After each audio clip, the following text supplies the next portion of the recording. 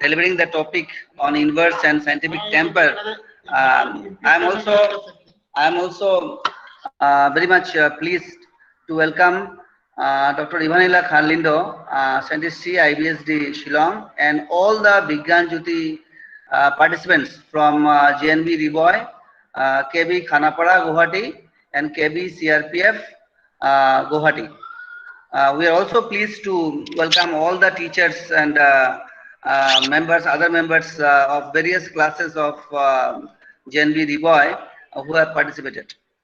Now, without wasting further time, I would like to welcome Sri Santosh Takale ji, Senior Scientist BARC Mumbai, to deliver his today's lecture on behalf of or under the program Bigyan Jyoti, a role model interaction.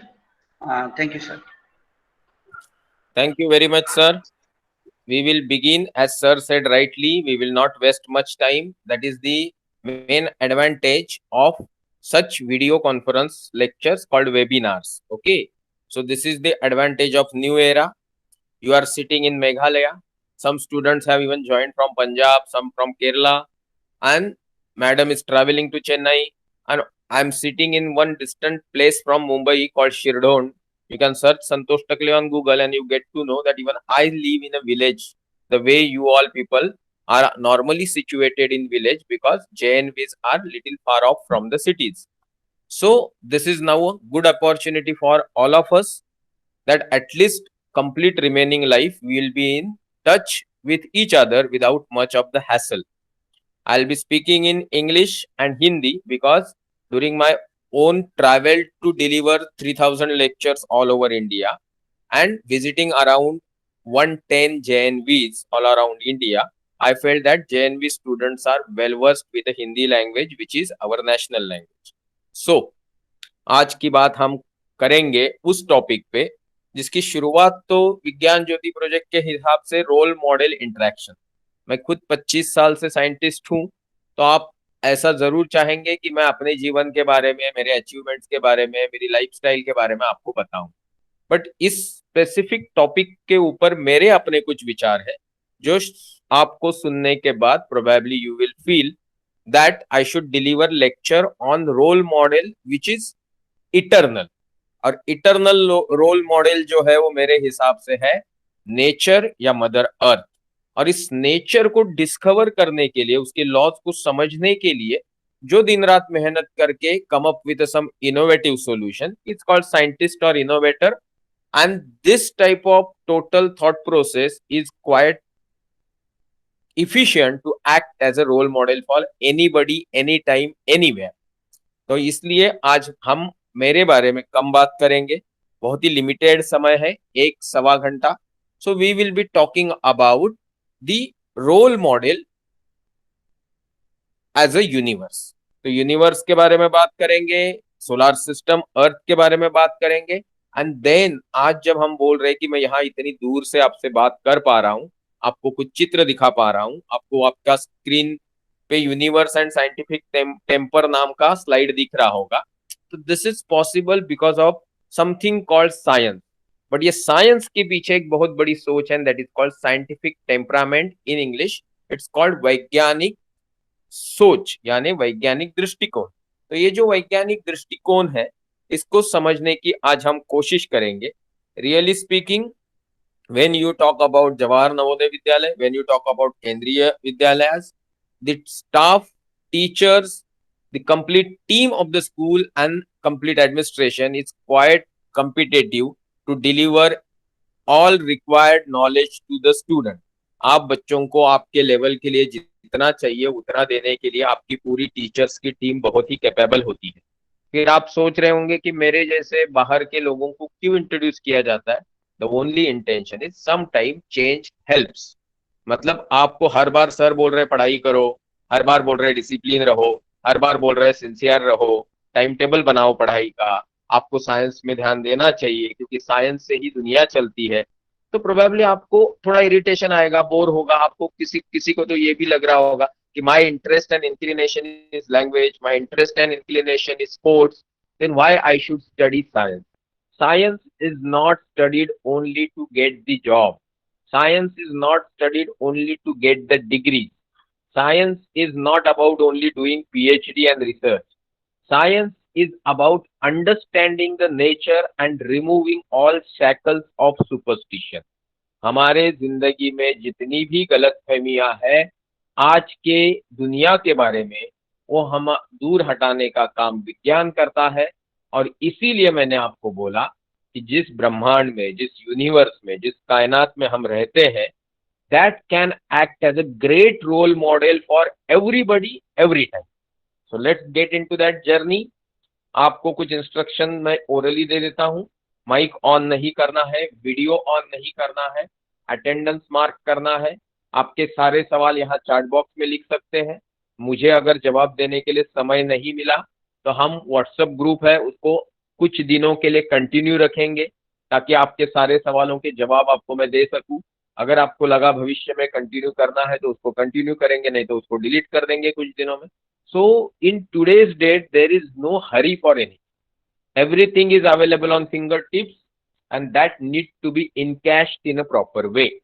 So if you are able to see my presentation, I am now moving to the next slide, and that slide is start of technological achievement of human beings in present 21st century. मैं कुछ बातें थोड़ा जोर दे के बात करता हूं, इसलिए क्योंकि आप में और मेरे में उम्र का फर्क है, आप में और मेरे में एक्सपीरियंस का फर्क है, आप में और मेरे में प्रैक्टिकली टेक्नोलॉजी को एक्सपोज होने में डिफरेंस है। क्योंकि मैं सालों से, मतलब कुछ 20-25 साल से साइंटिफिक कम्युनिटी में हूँ, सीनियर साइंटिस्ट हूँ, तो मेरे विचार बहुत फास्ट आते हैं और मैं बहुत फास्ट बोलता हूँ। तो आज मैं थोड़ा रुक रुक के सोच सोच के बोलूंगा, ताकि आप सब लोगों को चीजें समझने में आसान। So now I want one opinion from teacher community in chat box whether I should continue in such language which is mix of Hindi and English. Is it comfortable? Answer should come from the teacher community. Please chat box में लिखिए sir या madam, is it okay to continue in such language and such speed? कोई भी नहीं लिख रहा है chat box में। मेरी आवाज आ रही है आप सब लोगों को? चलो स्टूडेंट ही लिख दीजिए चैट बॉक्स में। Yes yes sir, okay. चलो कुछ बच्चे हैं जिन्होंने बोला it is okay, thank you. So we will continue, no problem. So I'm talking to you that today's lecture is making you aware that some role model inspiration helps you in life, but you need to be role model of your own, and you need to follow some good people as a role model to get some benefit of their thinking and their lifestyle and their life process. तो हम यहाँ देख रहे हैं screen में एक space shuttle system. हम अगर सोचने जानने की कोशिश कर रहे हैं कि एग्जैक्टली 21वीं सदी में इंसान ने ज्ञान से विज्ञान, मतलब knowledge to science, science to technology, मतलब विज्ञान से तंत्र ज्ञान में तरक्की कैसे की, तो उसके पीछे जवाब बहुत सारे हैं, बट आंसर एग्जाम्पल के तौर पे आपके स्क्रीन पे दिया है। एंड इफ आई से this is the iconic example of 21st century's human beings development and achievement, then I may ask you some next question which you can put in chat box or you can just think of. No need to tell me by making mic on. mic on करने की किसी को जरूरत नहीं है। मेरा सवाल ये है, क्या आपको पता है जो आपके स्क्रीन पे स्पेस शटल सिस्टम दिखाई दी है उसका वजन कितना है? And I know many of you may not be knowing. So मैं दूसरा सवाल पूछता हूँ। सोचिए लॉकडाउन खत्म हो गया, मार्केट्स ओपन हो गए, and you all are going around with your parents on motorcycle in market, और सडनली कुछ हो गया, रास्ते में गड्ढा आ गया और आपकी मोटरसाइकिल रास्ते पे गिर गई। What is the weight of motorcycle? Now you know the answer because many of the times you try to handle that. Weight is around 100, 150, 200 KG. 150, 200 KG का मोटरसाइकिल रास्ते पे गिर जाता है गलती से, तो क्या आप उसको एक हाथ से या दो हाथ से उठाते हो? No, it's bit difficult because that is little physical strain. तो एक 100-200 किलो का मोटरसाइकिल एक एवरेज इंसान ऐसे उठा नहीं सकता है। तो अगर मैं बोलूं कि ये जो सामने स्पेस शटल सिस्टम है that weighs few thousand times heavier than the motorcycle, means space shuttle system में एक स्पेस शटल दिख रहा है हवाई जहाज की तरह। उसका वजन है 70 से 75,000 मतलब 75,000 किलोग्राम। बाजू में दो रॉकेट्स दिख रहे हैं called SRB solid rocket booster. They are weighing 6 lakh kilogram each मतलब 12 लाख किलोग्राम। और फ्यूल की टंकी with oxidiser weighs approximately 8 lakhs kilogram. So whole weight goes approximately 21 lakhs to 30 lakhs kilogram. And does something called launching of artificial satellite. आसमान में artificial satellite छोड़ने का काम इस तरीके की सिस्टम करती है। फिर वो मार्स ऑर्बिटर मिशन हो सकती है, फिर वो चांद्रयान 1 हो सकता है, चांद्रयान 2 हो सकता है, या कोलंबिया हो सकता है, या डिस्कवरी वाला हो सकता है, what ever. This space shuttle do lot of miraculous thing in the space, और उसकी वजह से आज हम बहुत सारी चीजें कर पाते हैं। तो क्या ये 20 लाख से 30 लाख किलो की सिस्टम आसमान में हमारे शारीरिक ताकत यानी फिजिकल स्ट्रेंथ से जाती है या मेंटल एबिलिटी से जाती है? And I know that you all will be giving one answer only, that it is the direct example और indication of our mental ability. And that is why we go to school colleges starting from nursery to graduation, and then some people do master, some people do PhD, some people do post graduation, and some people keep studying throughout their life just to develop their mind. And that is why we say education is not the process of gathering a knowledge, it's a training of mind to think in a scientific innovative way. अभी जो इतनी अच्छी education की व्याख्या है, इस व्याख्या में आप अपने अंदर एक बार झांक के मतलब जो do little introspection, are you doing justice to the education process, efforts by your parents and efforts by your teacher and efforts by your government. ये लोग जो इतनी मेहनत कर रहे हैं आपसे कुछ भी अपेक्षा रखे बगैर, तो क्या आप उतनी मेहनत खुद के लिए कर रहे हो? इसका जवाब जिस दिन आपको यस आया तो आप सोच लीजिए कि आप इंसान करके पैदा होके आपने इंसान के लिए रोल मॉडल बनना शुरू कर दिया। सो यहाँ हम बात कर रहे थे उन लाखों इंसानों की जिन्होंने कभी सोचा, तो आज स्पेस शटल बना। स्पेस शटल की वजह से आसमान में सैटेलाइट लॉन्च हुआ, और उस सैटेलाइट की वजह से हम टीवी देख पा रहे हैं, हवामान का अंदाजा पा रहे हैं, एनिमी कंट्रीज को सर्जिकल। माइक ऑफ रखिए, mic off Geeta madam, Sandeep ji जो भी। तो आपको ये समझ में आ रहा होगा कि ये जो टेक्नोलॉजिकल अचीवमेंट है ये सारे आम से खास लोगों को काम आती है। सिर्फ मेहनत कर रही है साइंटिफिक कम्युनिटी, या वो कम्युनिटी जिनको मेहनत करने का संस्कार मिला। I am very happy to tell you that whenever and wherever I visited JNV केंद्रीय विद्यालय, that discipline, little tendency to do and get the hard work done is always there. सुबह 5 बजे उठने का काम सिर्फ JNV और केंद्रीय विद्यालय के बच्चे करते हैं। बाकी सब इंटरनेशनल हाईफाई स्कूल वाले सिर्फ आलस, एरोगेंस और इनडिसिप्लिन के धनी है। ऐसा मैं सिर्फ आपको खुश करने नहीं बोल रहा हूँ। तो अगर आपके पीछे सरकार पैसा खर्च कर रही है, आप उसका फायदा ले रहे हो, तो आपको रिटर्न में देश के लिए, समाज के लिए, मानवता के लिए कुछ देना होगा। तो if this is the story of space shuttle system which we have seen just, तो मुझे ये बताना आपको जरूरी है, जो टीचर सुन रहे हैं उनको भी सुनना जरूरी है और समझना जरूरी है। Children must be taught how to think, not what to think. आज का रोल मॉडल एक्टिविटी का एम्फेसिस रहेगा साइंटिफिक थिंकिंग, और साइंटिफिक थिंकिंग का क्रक्स है the right education with right scientific proofs to inculcate scientific thinking for betterment of society. तो children जो बच्चे हैं उनको must be taught how to think, सोचना कैसे, क्या सोचना है। यहाँ सर टेकोगे तो तुमको 10 मार्क एक्स्ट्रा मिलोगे, ये ताबीज बांधोगे तो तुमको 20 मार्क एक्स्ट्रा मिलेंगे, ये टोपी पहनोगे, ये कलर का रुमाल रखोगे तो तुमको ये फायदा होगा। ये सारी गलत चीजें हैं और फॉल होती है व्हाट टू थिंक में, जो हमें नहीं करना।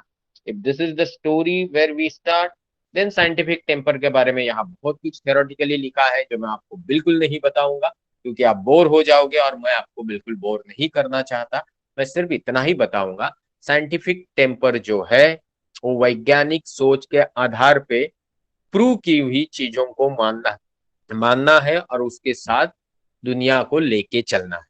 इसी को हमारे इंडियन कॉन्स्टिट्यूशन में, भारतीय संविधान में लिखा गया है और बोला गया है कि it's a fundamental duty to inculcate, foster, promote scientific temper, humanism and spirit of inquiry and reform, जो शायद कहीं ना कहीं हर साइंटिस्ट ने, कहीं ना कहीं हर संत ने और कहीं ना कहीं अच्छे पॉलिटिकल लीडरशिप ने किया है हमेशा ही। तो आगे चलेंगे, हमारे में गलत फहमी क्यों आती है या साइंटिफिक कमी, टेम्पर की कमी क्यों है। एक चीज है कि जिस एनवायरनमेंट में हम बड़े होते हैं वहां पे हमको बहुत सारी गलत चीजें सिखाई जाती है, जिसको हम बोलते हैं सोशल एनवायरनमेंट। और एक है एजुकेशनल एक्सपोजर।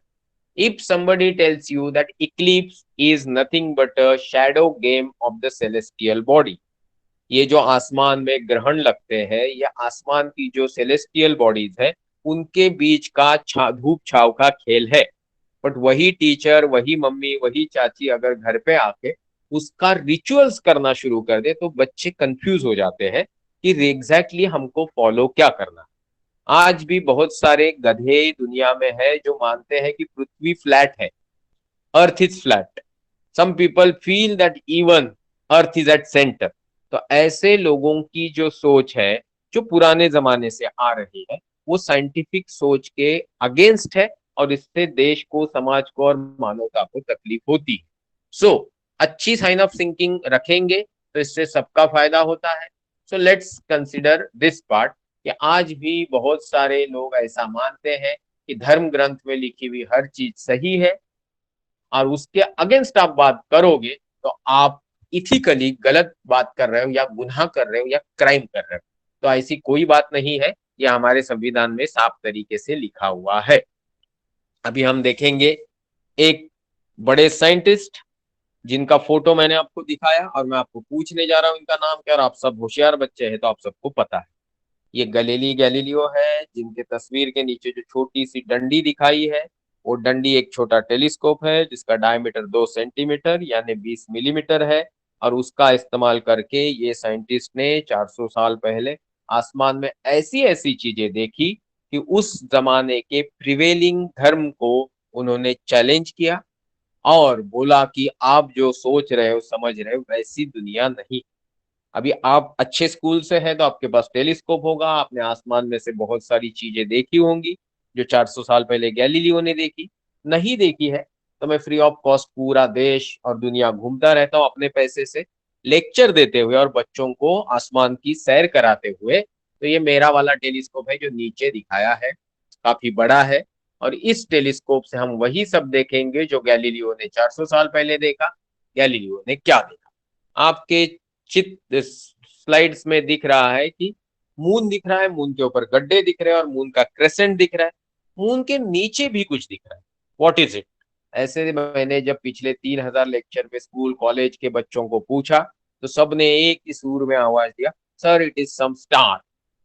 सम कुछ लोगों ने बोला sir it is a morning star, some people said no it's a evening star. Then I asked if we continue without answering this question, let's go further and see what is this. Then everybody answered, these are the phases of moon. Then I said, your previous answer and your present answer are partially wrong. Because previous twinkling star-like object was not star, it is a Venus, and by mistakenly it looks like a star. That is why this particular planet, which is visible in the morning or evening, is called morning or evening star. So गलत फहमी वही, society ने कुछ शब्दों का इस्तेमाल किया और बच्चों में गलत फहमी आ गई। बड़े बड़े ग्रेजुएट हुए होशियार लोगों को भी पता नहीं रहता है या वो भूल जाते कि वीनस इज अ प्लैनेट। अभी यहाँ जो आपके चित्र सामने दिख रहा है जिसमें आप बोल रहे हैं कि what is exactly shown in this picture, then you said it is phases of moon and you will be shocked to know these are phases of Venus. बहुत सारे लोगों को पता ही नहीं होता है कि वीनस की भी फेजेस होती है। ये चीज आज की नहीं है, ये चीज 400 साल पहले गैलीलियो ने देखी। गैलीलियो ने मून के गड्ढे देखे, गैलीलियो ने वीनस की फेजेस देखी, गैलीलियो ने जुपिटर के ये 4 नेचुरल सैटेलाइट जो उसके ऊपर शैडो की तरह छोटे छोटे धब्बे दिख रहे वो देखे, जिनका नाम है आयो, यूरोपा, गनीमेड और कैलिस्टो।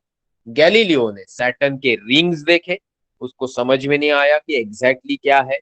गैलीलियो ने कोपरनिकस ने बताया हुआ सूर्य केंद्रित सिद्धांत यानी हेलियोसेंट्रिक मॉडल प्रूव किया। and so many other things Galileo come up with nice wonderful scientific solution। इसके बावजूद इतना सब कुछ करने के बाद गैलीलियो को बहुत अवार्ड्स मिले होंगे, बहुत पीएचडी मिली होगी, ऐसा आपको लग रहा है तो आप गलत हो, क्योंकि गैलीलियो को इस सब कुछ बताने के कारण 15 साल जेल में रहा। आखिरी 5 साल ही was not having good vision, उनकी आईसाइट खराब हो गई थी। Then he died and nobody bothered for his death for next 400 years. 400 साल बाद किसी ने आके बोला कि गैलीलियो सही बोल रहा था और जो धर्म के पीछे भागने वाले लोग हैं वो गलत बोल रहे थे। इसको बोला जाता है कि बारात तो चली गई और अभी सब बाराती बैंड बाजा वाले आ गए। So you can understand very well that what I am trying to say, somebody has worked hard 400 years back.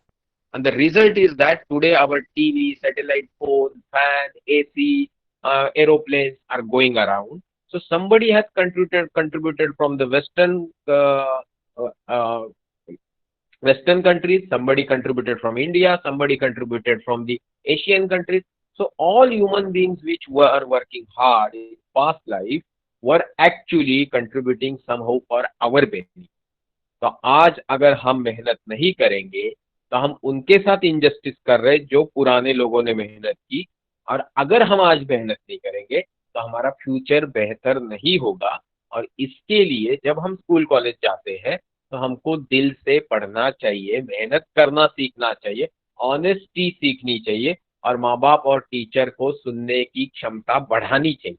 If you can do that, then you can understand that all previous scientists with the scientific thinking are really great role models and can be followed throughout our life to do something good for humanity.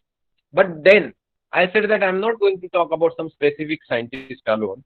I said that I will tell you that whole nature, whole universe can act as a role model to us, because what it says is not a survival of the fittest but the survival of the most adaptable species।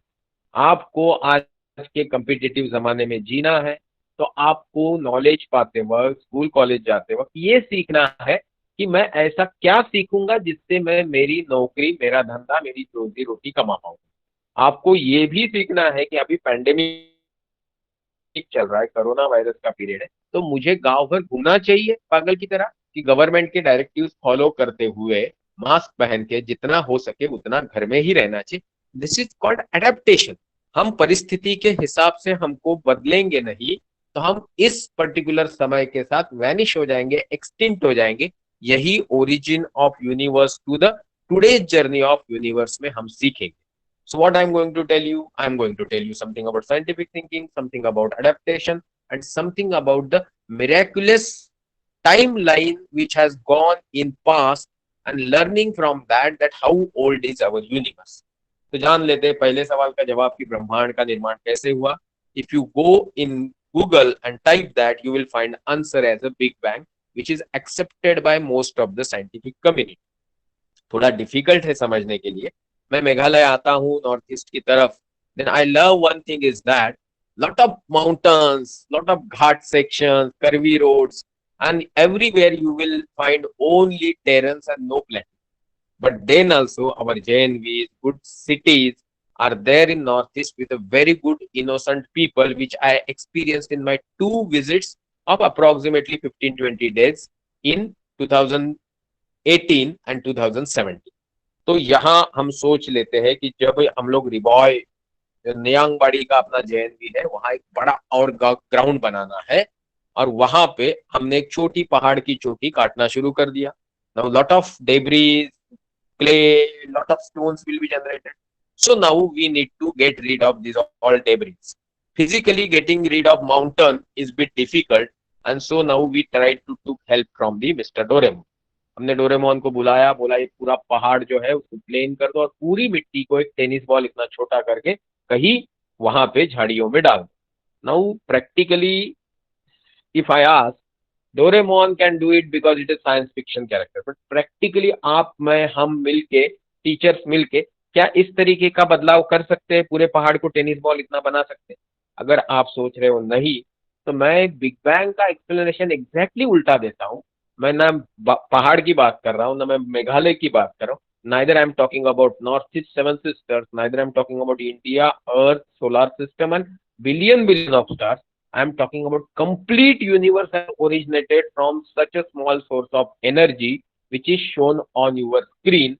Is bit difficult to believe for the young people. So you need to study about this concept on Google, internet, and then probably you will feel that what I am trying to tell you is acceptable. Temporary will take it as acceptable and will proceed. How old is our universe? And that answer you may be knowing because you all are very much conversant with internet. So jawab yahan pe hai. And this answer shows that the whole universe must have originated from some vast energy source around 13.7 to 13.8 billion years. First question I asked to school student is, how much is billion? 13.8 के ऊपर कितने zero देने पड़ेंगे कि billion बनेगा? Most of the student give it to the right, that is 9 zeros.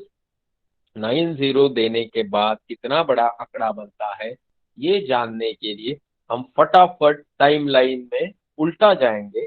So we will do some reverse journey in history, then mythology, then in astronomy, and then into the origin of universe. Let's go back.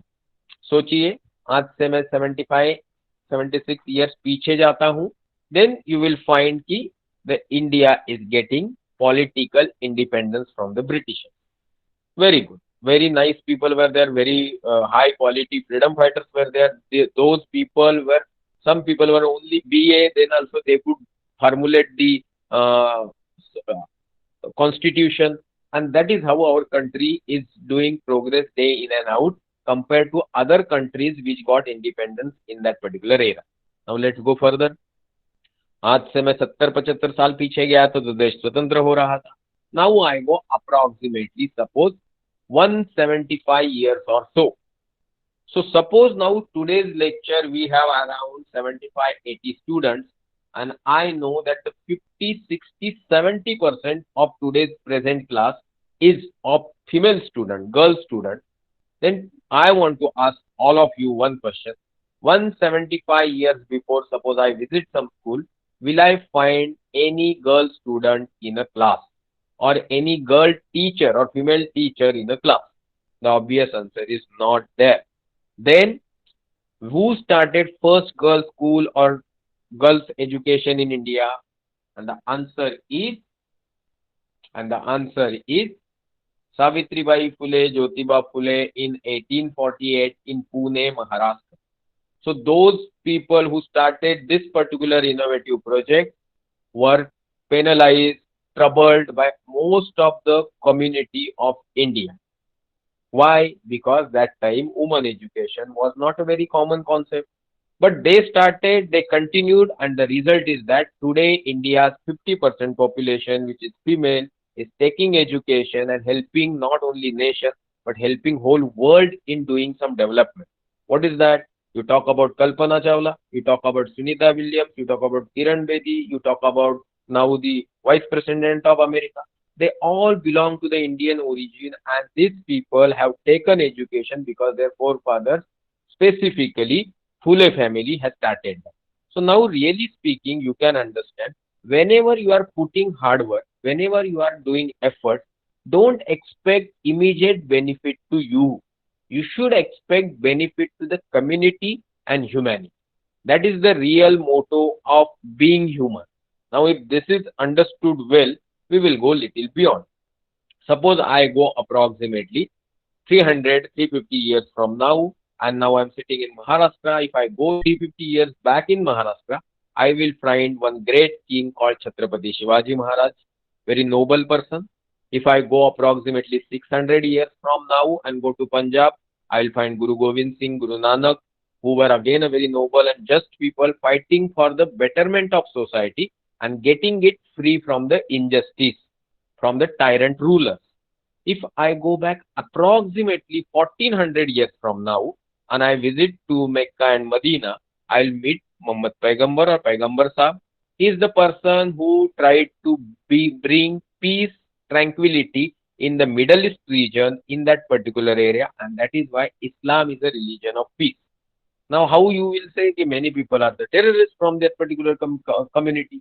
But then let me tell you very frankly, 1400 years before, when you go to the Middle East area, it is just a desert-like thing. Till there is nothing like oil and this innovative use was available. So very poor tribe-like peoples were fighting for the food and other resources were brought to peace by the good wisdom put up by the Muhammad Paigambar.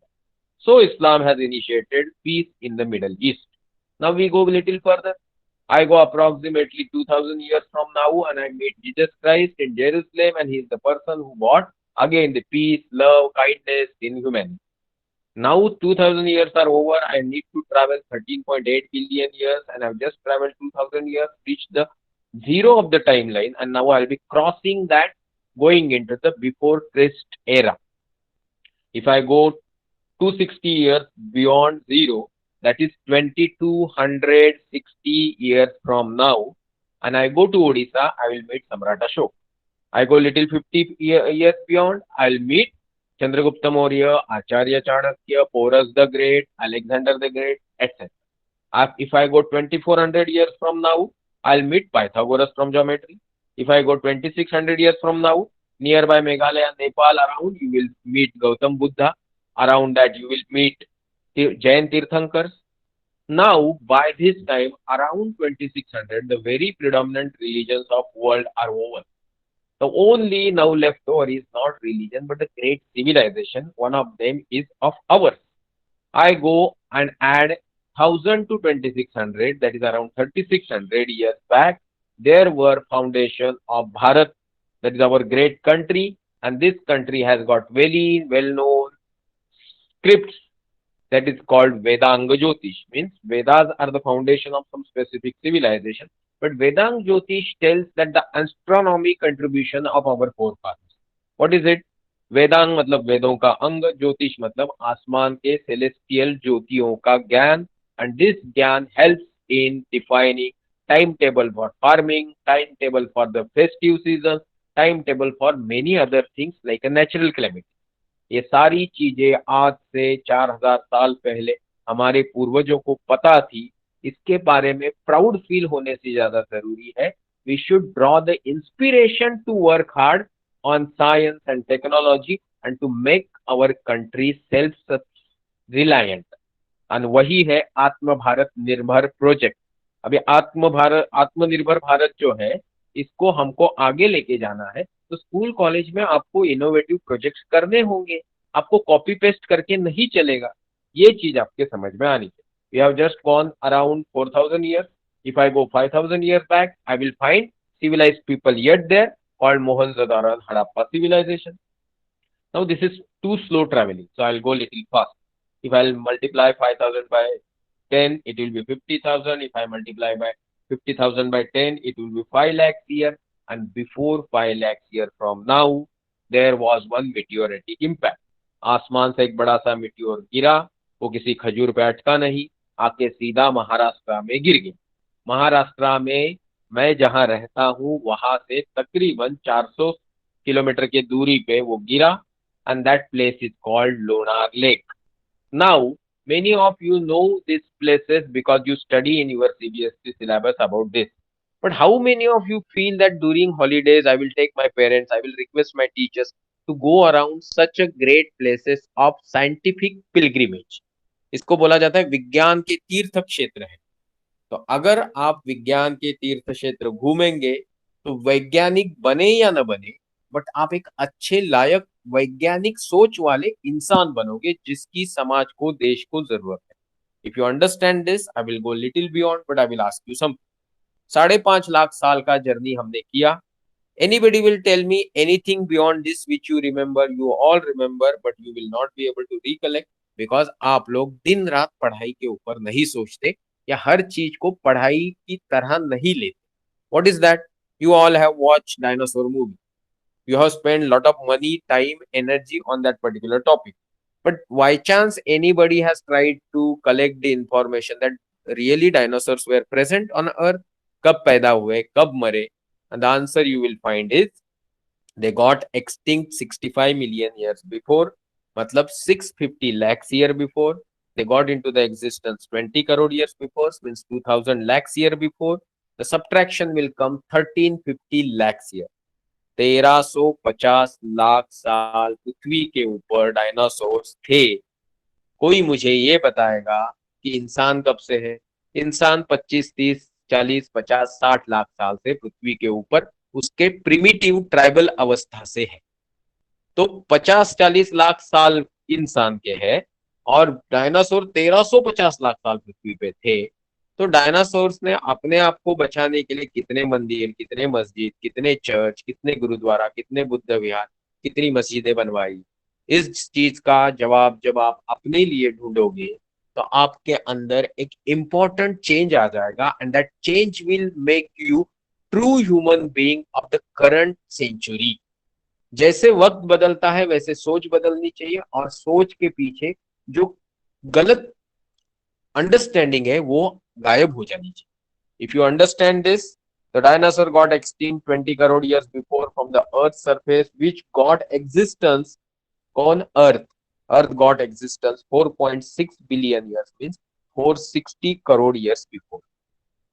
This Earth and Sun and the whole solar system got existence from the universe, which exists there since 13.8 billion, means 1380 crore years before. Now, really speaking, if you take little glance of this whole process, you will not find any witch into this. You will not find any supernatural thing. You will not find any ghost into this.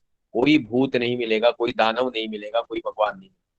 सो आपको सिर्फ ये सोचना है कि इंसान भगवान उसके कर्म से बनता है, and you have opportunity that you have got such a wonderful teachers, wonderful system of education and such a wonderful schooling. मैं मेरे जिंदगी के इंजीनियरिंग खत्म होने तक कभी फुटबॉल, वॉलीबॉल, टेबल टेनिस को छुआ तक नहीं. मैंने कभी प्रोजेक्टर पे कुछ नहीं देखा था. मैंने कभी टेलीस्कोप को सुना नहीं था, सिर्फ किताबों में देखा था. And now you people get exposure to so many things that you have that transition बोलते हैं ना, कुछ ये जेएनवी से आप दूसरे जेएनवी रहने जाते हो तो आपको कितना बदलाव देखने मिलता है. तो ये सारी चीजें जो आपको देखने मिलती है, इस सारी चीजों को आप एक्सपीरियंस की तरह लीजिए. और दुनिया में एक्सपीरियंस से बढ़ के कोई गुरु नहीं है. अच्छे गुरु तो आपके पास है, उन सबका जो महागुरु है अनुभव, वो जवाहर नवोदय विद्यालय के सिस्टम में आपको बहुत अच्छे से मिलता है, केंद्रीय विद्यालयों में मिलता है. तो आपको इसका फायदा लेना चाहिए और समाज को आपको आगे जाके इसका फायदा देना चाहिए. तो ये हो गई स्टोरी ओरिजिन ऑफ यूनिवर्स की. अभी जाते हैं ओरिजिन ऑफ सोलर सिस्टम में. You all know Sun is our celestial father, and this celestial father existing there since 4.6 billion years, giving us tremendous energy. And somebody will start worshipping it, saying it is such a great source of energy. But Sun doesn't mind you worship him or abuse him, because Sun is a nothing but a natural element composed body. Now, what is the main composition? Hydrogen, helium. How does it produce energy? Not by burning coal, not by some kerosene, not by some petroleum product. It creates energy by nuclear fusion. And how much energy it is producing? Let's go and try to understand in some comparable fashion. आपके घर पे LPG cylinder है, वजन है 14 से 15 kilo, 2 से 3 महीना आपको वो खाना बना के देता है. अभी आप सोचिए, सूरज के ऊपर 14 किलो हाइड्रोजन 1 से 2 महीना नहीं चलता. सूरज के ऊपर 1 सेकेंड में 600 बिलियन हाइड्रोजन का फ्यूजन होके हेलियम बनता है, और तकरीबन एक 40-50 बिलियन किलोग्राम हाइड्रोजन जो फ्यूजन प्रक्रिया में गायब हो जाता है, वो E is equal to mc² से ऊर्जा बनाता है. और वो ऊर्जा इतनी है कि उसका 1 अरबवां हिस्सा ही 15 करोड़ किलोमीटर ट्रेवल करके पृथ्वी पे पहुंचता है. और पृथ्वी पे आपको क्या इफेक्ट देखने मिलता है? आप सब जो नॉर्थ ईस्ट और नॉर्थ इंडिया के बच्चे हैं, बड़े हैं, लोग हैं, ऊपर जाओगे तो कश्मीर के लोग, स्विट्जरलैंड के लोग, ग्रीनलैंड के लोग, सब सफेद गोरी स्किन वाले लोग हैं, क्योंकि आपके यहाँ सूरज की हीट कम आती. मैं महाराष्ट्र रीजन में रहता हूं तो मैं थोड़ा काला हूं. मैं साउथ इंडिया में जाएंगे, अंडमान निकोबार जाएंगे तो और ज्यादा काले लोग मिलेंगे. वेस्ट इंडीज जाओगे तो ऐसे लगता है कि साला जल गया आदमी। तो आप अभी समझ रहे हैं, this particular skin complexion is nothing but because of your totally geographical locational existence। पुराने जमाने में इस चीजों पे भी लोगों ने गलत हरकतें की और गुलाम करके इंसान को बेचा गया, क्योंकि वो काली या डार्क स्किन वाले। ये जो गलतफहमियां पुराना जन्म अगला जन्म पाप पुण्य की है, ये सारी मनगढ़ंत है, और इनसे हम जितना जल्दी बाहर निकलेंगे और सही मायने में इथिकल थिंकिंग मोरल वैल्यूज को बढ़ाएंगे, तो इस तरीके की गलत हरकत ना किसी के जाति धर्म भाषा के लिए होगी, ना किसी के जेंडर के लिए होगी। तो discrimination in any sense and anywhere should be avoid. तो ये सूरज है, इतनी सारी ऊर्जा देता है, फ्यूजन से बना।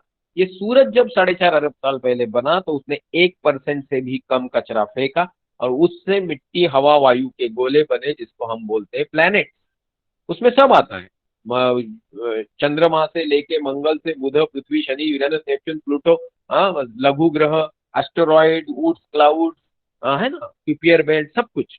बट कुछ अंधभक्तों ने ये कर दिया कि उन लोगों ने इस चीज का भी गलत फायदा उठाना चालू कर दिया, और कुछ लोग जो पढ़ लिख के भी दिमाग से पैदल होते हैं, उन्होंने उसको फॉलो करना चाहिए। What I am talking, you will find some people wearing some ring, some taweez, some thread, wearing something in their neck, and then wearing some topi, following some colors.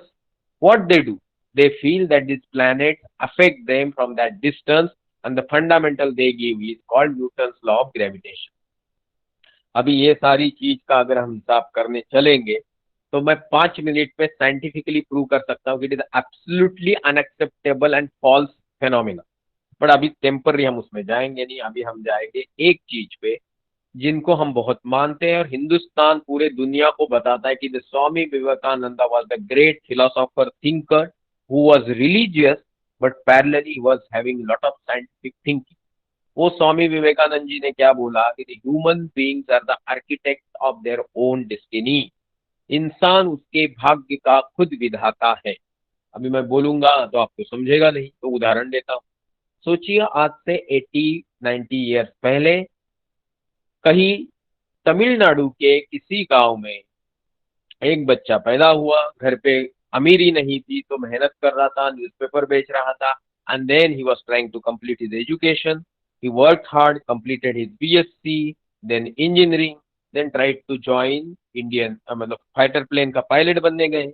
But then he could not come up with the end fulfil the criteria to the extent कि 8 लोग ही select हो पाए, इनका number 9 आए।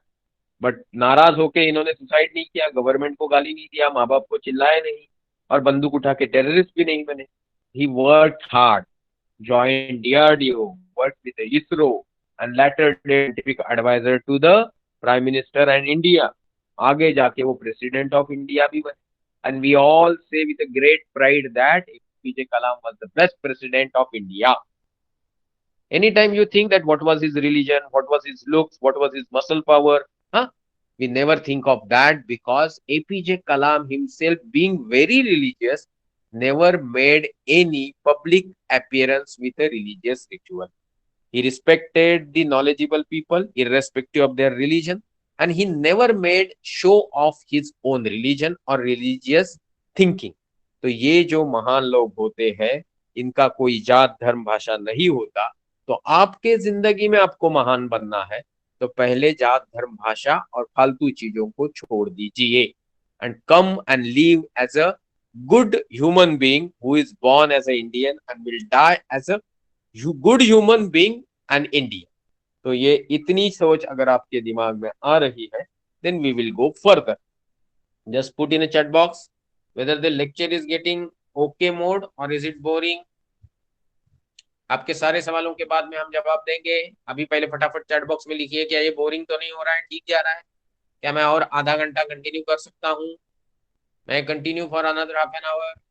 Okay, good, so nice, ठीक है। So अभी हम बात करेंगे कि suppose we talked about universe as a role model, we talked about solar system, now we are going to talk about earth. Then when we say Earth, it's very interesting question that many of the great people who are religious will ask, From where the hell you got so handsome, beautiful, smart human beings on the earth's surface when earth itself is a nothing but a big मिट्टी का गोला? तो ये जो earth surface है, ये earth surface के ऊपर हम कैसे आए? तो डार्विन नाम के एक साइंटिस्ट ने ना मंदिर गया, ना मस्जिद गया, ना चर्च गया. He was religious, but then he went around the world to search for the questions answer. आपको भी जिंदगी में कोई सवाल आए तो आज कहीं ज्यादा घूमने की जरूरत नहीं, आप इंटरनेट पे ढूंढ सकते हो, बट कभी कभी प्रैक्टिकल एक्सपोजर की जरूरत होती है. तो अभी अगर हम बात करें कि डार्विन निकले, उन्होंने जानकारी बटोरी और उन्होंने आंसर निकाला कि शायद बदलते बदलते कुछ जीवों से इंसान बना. इट मे बी एप और monkey like thing. So many people started asking, how you are telling that monkey gave existence to human beings? हमारे यहाँ जंगलों में कितने बंदर है? आप मध्य प्रदेश जाओ, कश्मीर जाओ, नॉर्थ ईस्ट जाओ, महाराष्ट्र जाओ, केरल जाओ, तो हमने तो हमारे जंगलों के बंदर को कभी इंसान बनते नहीं देखा. Now let me tell you very frankly, suppose आपके जवाहर नवोदय विद्यालय, केंद्रीय विद्यालय में बड़ा स्कूल होता है, ग्राउंड होता है, आपके पास बहुत सारी लैब्स होती है. एक लैब को आपने बायोलॉजी का लैब करके अलॉट करके एक पिंजरा बना के उसमें 4 बंदर रख दी. आपने उनको खिलाया पिलाया, पिज्जा बर्गर पास्ता सब खिलाया, मॉल भी लेके गए. तो क्या 15 दिन बाद उनका बाल झड़ जाएगा? 2 महीने बाद क्या उनकी पूंछ झड़ जाएगी? और 6 महीने बाद वो खुद ही बोलेंगे पैंडेमिक के बाद कि भैया भैया अभी मुझे भी स्कूल जाना है, फुटबॉल खेलना है? ऐसे बोलेंगे क्या? तो नहीं बोलेंगे. तो बड़े लोगों को ये समझ में आना चाहिए कि इवोल्यूशन की प्रक्रिया जो है वो इतनी फास्ट नहीं होती, थोड़ी स्लो, मतलब कुछ लाख कुछ करोड़ साल की होती है. तो इसमें आपको माइक बंद रखिए. आपको बंदर से इंसान बनते नहीं दिखेंगे. आपको सडनली जो मगर होती है, ओके, रेंगने वाली, उससे आपको बंदर बनते नहीं दिखेगा. आपको ऐसे नहीं दिखेगा कि आप समुद्र में तैरने गए थे और समुद्र से सडनली कोई तो क्या बोलते हैं जलपरी निकली और वो इंसान बन गई. You will not find such thing. These are all science fiction और at least something which is totally based on the mythology. तो आपको अगर ये सारी चीजें समझ में आ रही है तो टेम्परली अज्यूम करते हैं कि डार्विन की थ्योरी सही है. तो बंदर जैसे प्रजाति से इंसान आया, बंदर रेंगने वाले किसी रेप्टाइल से आया, करते करते पीछे जाएंगे तो एक बेसिक सवाल आता है कि जीव यानी लिविंग बींग्स अर्थ के ऊपर कहाँ से आए? इसका भी जवाब जब साइंटिस्ट लोगों ने ढूंढने की कोशिश की तो जवाब मिला कि शायद पानी से इंसान जीव या जीव बने होंगे. तो पानी कहाँ से आया? अभी पानी ऐसा तो नहीं कि ब्रह्मपुत्र आसाम मेघालय को तकलीफ दे रही है, गंगा मैया इधर यूपी बिहार कोलकाता वालों को तकलीफ, हमको नर्मदा तापी है, आंध्र प्रदेश वालों को गोदावरी है, तो ऑटोमेटिकली बटन दबा के ऊपर वाले ने किसी ने इनको पैदा किया. No, these all channels are carrying or rivers are carrying water which we receive from some other source, and that source is yet to be known exactly. कुछ लोग बोलते हैं कि मिट्योर से पानी आया होगा, वो मिट्योर के ऊपर काफी मात्रा में बर्फ रहता है, या बहुत सारे एटमॉस्फेरिक फंडामेंटल है. बट मैं ये जानना चाहता हूँ, बर्फ हो पानी हो है H2O, ऐसे 118 एलिमेंट्स को हमने पकड़ पकड़ के एक टेबल में डाला जिसको हम मेंडलीव का पीरियोडिक टेबल बोलते हैं. और इस मेंडलीव के पीरियोडिक टेबल के ऊपर कितनी बार सवाल पूछे जाते हैं एग्जाम में? तो ये पीरियोडिक टेबल के 118 एलिमेंट आए कहाँ से? These all elements are originally manufactured in a fusion factories of the stars. Some heavy elements are manufactured in the dying star called supernovae hypernovae reaction. तो ये सारे जो एलिमेंट बने वो कहीं फेंके गए, फेंकने के बाद हाइड्रोजन ऑक्सीजन मिला, पानी बना, किसी माध्यम से पृथ्वी पे आया और पृथ्वी पे आके सालों की प्रक्रिया में इस पानी में अमीनो एसिड बने. और आपके स्लाइड में दिख रहा है अमीनो एसिड से सिंगल से मल्टी और मल्टी मल्टी करते करते इतने बड़े डायनासोर्स बने और एक दिन सडनली गायब हो गए. क्यों गायब हो गए? सही बात है ना, they were not going to church, मंदिर नहीं जाते थे, मस्जिद नहीं जाते थे, चर्च नहीं जाते थे, है ना, रिचुअल्स नहीं करते थे. तो सही जवाब नहीं, गलत जवाब. डायनासोर्स मरे क्योंकि जैसे मैंने बोला 5.5 लाख साल पहले लोनार में एक मिट्योर गिरने से अगर एक मिट्योरेटिक इम्पैक्ट हुआ और वहां का लेक अभी भी एग्जिस्ट करता है तकरीबन 1.2 किलोमीटर डायमीटर का, ऐसे ही शायद कहीं कहीं नेचुरल क्लैमिटीज आई या मिट्योरेटिक इम्पैक्ट हुआ और उसके चलते डायनासोर्स दुनिया से एक्सटिंक्ट हो गए.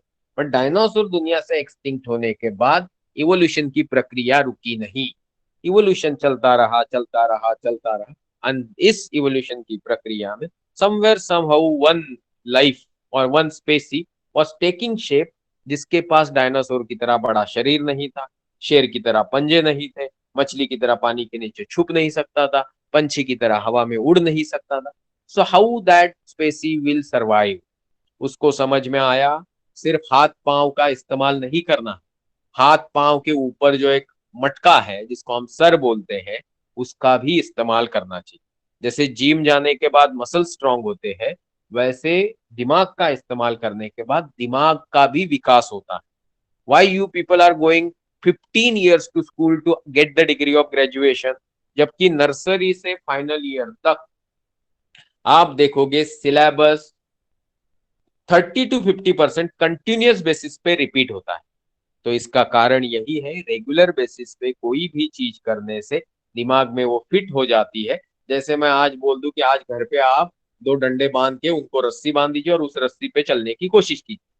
Today you will not be able to walk, but for 1 year you practise, you will be better than today's version. ये जो प्रैक्टिस बोलते हैं ना, प्रैक्टिस मेक्स एवरीबॉडी परफेक्ट, इस तरीके से इस जीव ने जब दिमाग का इस्तेमाल शुरू किया तो धीरे धीरे इसने हथियार बना लिए, खेती बाड़ी किया, जानवरों को पालतू किया, करते करते करते 5,000 साल पहले घर बनाए, 200 साल पहले मशीनें बनाई, 60 साल पहले कंप्यूटर बनाया, 30 साल पहले मोबाइल बनाया, और आज वो जीव मोबाइल और साइंस टेक्नोलॉजी के माध्यम से पूरे दुनिया के ऊपर राज कर रहा है. तो गिव मी नाउ आंसर. इंसान पूरे दुनिया के ऊपर राज किसकी कृपा से कर रहा है? By whose grace? Now don't tell me something supernatural. Human beings are able to control the whole world and universe by his own efforts, by his ancestor efforts, by the community efforts to develop their brain and abilities and use of natural resources. तो हमको सबसे ज्यादा इज्जत किसकी करनी चाहिए? Hard working, प्रामाणिक, honest, sincere इंसानों. हमको सबसे ज्यादा बचाने के लिए फाइट क्या करनी चाहिए? हमको बचाना है मदर अर्थ को और नेचुरल रिसोर्सेस.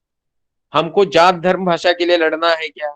हमको सपोज 3 टाइम अच्छे से खाना मिल रहा है, हम अच्छे से काम कर रहे हैं, तो हमको और कुछ रिसोर्सेस के लिए, गलत आदतों के लिए बेवजह पैसा कमा के हमारा और नेचर का नुकसान करना चाहिए क्या? नहीं करना चाहिए. तो ये सारी चीजें जो आपने अभी सुनी, इसमें हमने तकरीबन 50 मिनट डाले. इससे मैं आपको सिर्फ यही बताने की कोशिश कर रहा था, if you look in a very scientific way towards nature, Mother Earth, solar system and universe, you will find that human beings have progressed. इंसान की अब तक की तरक्की के पीछे इंसान की मेहनत और साइंटिफिक सोच है, इंसान का practical approach to use natural resource है. तो हमको अपने आप को बचाने के लिए नेचुरल रिसोर्सेस को बचाना है और मेहनती लोगों की हमेशा इज्जत करनी. कोई पॉलिटिशियन है, कोई आईएएस ऑफिसर है, पैसे खाता है, गलत काम करता है, और आप सिर्फ पैसे के लिए उसकी इज्जत करोगे तो उससे एक गलत एग्जाम्पल दुनिया के सामने सेट हो जाएगा. आपको गरीब हो या अमीर हो, उसी इंसान की इज्जत करनी है जो प्रामाणिक यानी ऑनेस्ट है, मेहनती है और समाज में अच्छाई लाना चाहता है. Most of the teachers community fall in this group. और इसी के लिए मैं हमेशा बोलता हूँ, teaching is not the profession और business, teaching is a service to mankind. और ये रूल जेएनवी में, केंद्रीय विद्यालय में और अच्छे अच्छे स्कूलों में बहुत अच्छे से फॉलो होता है. So I would recommend you to respect your teachers, elders and parents forever. अभी हम चलेंगे अगले टॉपिक में कि इंसान ने इतनी तरक्की कर ली, तो इंसान ने ये दुनिया के बारे में जो जाना, क्या उससे भी उसको कुछ सीख मिलती है? Can this whole universe and its vastness can act as a role model to the youngsters like a student who are attending this class and the, जो ये YouTube वीडियो बनेगा, ये वीडियो मैं डालूंगा और आपको लिंक शेयर करूंगा WhatsApp group पे, तो जो बच्चे देखेंगे क्या उनको इस दुनिया से कुछ सीखने मिलेगा? मिलेगा. आपके सामने चित्र में mercury, Venus, earth and Mars दिखाया है. इनके साइजेस इस तरीके से इसलिए दिखाए क्योंकि वो छोटे बड़े हैं. Mercury is around 4,880 kilometre, Venus is 12,000 kilometre, Prithvi 12,500, Mars is 6,500 kilometre. आगे जाएंगे और देखेंगे जुपिटर इज क्वाइट बिग, जिसमें 1,300 अर्थ रह सकती है. सैटर्न में 750 अर्थ रह सकती है. यूरेनस नेपच्यून में भी सैकड़ों अर्थ रह सकती है. तो इन सबकी अंगूठी अगर न्यूटन लॉ के हिसाब से और बाबा जी के और मौलाना जी के हिसाब से या किसी चर्च के हिसाब से पहननी है, तो आपके हाथ पांव की उंगलियां भर जाएंगी। मुझे तो लगता है वजन इतना ज्यादा हो जाएगा कि वो हाथ पांव की उंगलियां झड़ भी जाएंगी। So if we start wearing rings in their name, let's see the size of sun. Now Jupiter, which is accommodating 1300 plus Earths, is such a small that in front of sun, because sun can accommodate approximately 10 lakhs Earth. और नीचे वालों की अंगूठी पहनने से हाथ पांव की उंगलियां भर गई थी, झड़ने वाली थी, तो सूरज का तो टायर पहनना पड़ेगा गले में। तो that is impractical and impossible. तो इसलिए हम इस स्टोरी को यही खत्म करते हैं कि भाई इस तरीके की गलत फहमी नहीं रखनी। If you believe in something, then you start respecting that in a real sense. चलो मान लेते हैं कि आप स्वामी विवेकानंद जी को मानते हो, मदर टेरेसा को मानते हो, छत्रपति शिवाजी महाराज को मानते हो, पैगंबर साहब को मानते हो, जीसस क्राइस्ट को मानते हो, then you expect them to come and help you is something impractical. But you are continuously helping somebody some around you, then you don't have to bother. Whenever and wherever help is required, you will get some help because you are propagating that culture of helping others. So आपको ये सीखना है कि Jesus Christ हो, पैगंबर हो, या कोई जगत गुरु हो, या कोई ऊपर वाला हो, कोई साइड वाला हो, सबसे हमको ये सीखना है कि हमको अच्छा बनना है। ओके। और वैसे भी हमारे पास इतना कम समय है एज ए ह्यूमन बीइंग कि हमको गलत फहमियों में ना पैसा वेस्ट करना चाहिए, ना हमारी एनर्जी वेस्ट करनी चाहिए, ना हमारी थिंकिंग एबिलिटी। क्राइम पेट्रोल पे बहुत सारे पढ़े लोग किसी गलत बुआ बाबा मौलाना और इसके चक्कर में फंस जाते हैं और फिर उनको अपना पैसा और सब कुछ गंवाना पड़ता है। तो आप पढ़े लोग, पढ़े हुए लिखे बच्चे, आगे जाके इस तरीके की कोई हरकत नहीं करो। Now let's go and try to understand. मैंने स्लाइड बदल दी है। अभी सूरज देखिए कितना छोटा दिख रहा है। Jupiter is almost not visible. Sun is little bigger than that. Then I'm giving names like something Sirius, Pollux, Arcturus. These are the bigger stars of the night sky. But then let me ask you, how many stars are visible in the night sky with a naked eye? Somebody may say billion, somebody may say infinite, somebody may say uncountable, but the real answer is at a given time in a night sky with a proper sky condition, you can see maximum 2500 to 3000 stars. And what I am showing you in the slides are all those stars which are visible there in night sky and much bigger than the sun. इन सब की अंगूठी पहनना मुश्किल ही नहीं, नामुमकिन है। इनका तावीज भी नहीं पहना जा सकता और इनके नाम से कुछ भी नहीं पहना जा सकता। तो इनको यहाँ भूल जाते हैं। यहाँ मैंने आपको 8-10 तारे दिखाए जो रात के आसमान में 6000 जो तारे दिखते हैं पूरी रात में दिख सकते हैं, उनके कंपैरिजन में बड़े बड़े हैं। सूरज काफी छोटा दिख ही नहीं रहा है। पर ऐसे 6000 3000 तारे नहीं है हमारे गांव। हमारा सूरज और सोलर सिस्टम जिस गांव में रहते हैं वहां 200 बिलियन तारे रहते हैं और उसका नाम है, गांव का नाम है मिल्की वे गैलेक्सी। ये मिल्की वे गैलेक्सी में मैं आपको जो नीला सर्कल दिखा रहा हूं, देखिए मेरा माउस में घुमा रहा हूं इस नीले सर्कल के ऊपर। ये जो नीला सर्कल है, ये नीला सर्कल मान लीजिए अपने मिल्की वे गैलेक्सी की बाउंड्री है और इसके अंदर 200 बिलियन सोलर सिस्टम छुपे पड़े हैं। Then what is this yellow spot? This yellow spot is not a sun, it is a location of solar system. तो आप बोलोगे कितना दूर है सेंटर से? सेंटर से कितना दूर है, पेरीफेरी से कितना दूर है, इससे ज्यादा मान जान लेते हैं कि ये जो मिल्की वे गैलेक्सी है जिसके ऊपर मैं माउस घुमा रहा हूं, देखिए ये मिल्की वे गैलेक्सी का डायमीटर कितना है। क्या बोलने की कोशिश कर रहा हूं मैं कि जहां मैंने माउस रखा है वहां से मैं निकल पड़ा और यहां मुझे पहुंचना है। तो मैंने पहले लिया साइकिल। आप बोले सर आप पागल हो जाओगे, आप मत ऐसा करो, आप मेरी मोटरसाइकिल लेके जाओ। तो मोटरसाइकिल में कितना जाऊंगा एक घंटे में? 40-50 किलोमीटर। तो किसी के डैडी आ गए, बोले सर आप कार लेके जाओ। कितना जाऊंगा एक घंटे में? 60-70 किलोमीटर। कोई बोला ट्रेन से जाओ। तो चलो कितना जाऊंगा एक घंटे में? अप्रोक्सीमेटली एक 125 किलोमीटर, 125 किलोमीटर पर आवर की रफ्तार से। कोई बोला सर हवाई जहाज से लेके जाओ। तो हवाई जहाज कितना चलेगा? 1000-1200 किलोमीटर पर आवर। कोई बोला सर आप सबसे बढ़िया प्लेन लेके जाओ, कॉनकॉर्ड, 2400 किलोमीटर पर आवर। कोई बोला सर स्पेस शटल से चले। तो जाऊंगा 65,000 यानी 65,000 किलोमीटर पर आवर। अभी आप सोचिए, if I am travelling at 65,000 kilometres per hour, then actually I am travelling per second 17 kilometres per second. कैसे? 65,000 डिवाइडेड बाय 3600। तो जो space shuttle 17 kilometre per second की रफ्तार से जाता है, वो पूरे पृथ्वी का चक्कर लगाने के लिए 1 घंटा लेता है अप्रोक्सीमेट। बट एक प्रकाश नाम की नेचुरल चीज है और आर्टिफिशियल चीज भी है। ये प्रकाश 3 लाख किलोमीटर पर सेकंड की रफ्तार से चलता है, ना कि 17 किलोमीटर पर सेकंड।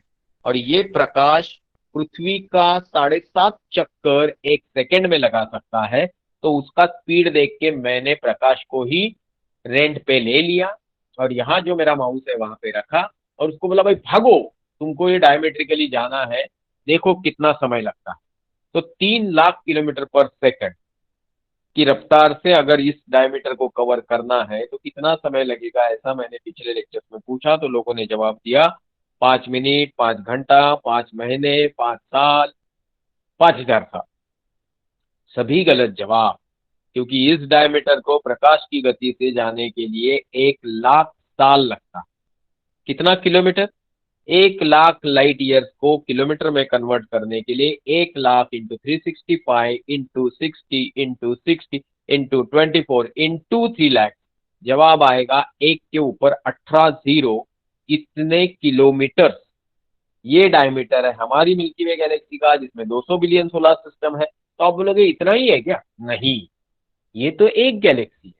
तो उसके बगल में दूसरी गैलेक्सी है, एंड्रोमेडा गैलेक्सी। एंड्रोमेडा गैलेक्सी में 200 बिलियन सोलर सिस्टम या तारे नहीं है। एंड्रोमेडा गैलेक्सी में 400 बिलियन सोलर सिस्टम या तारे हैं।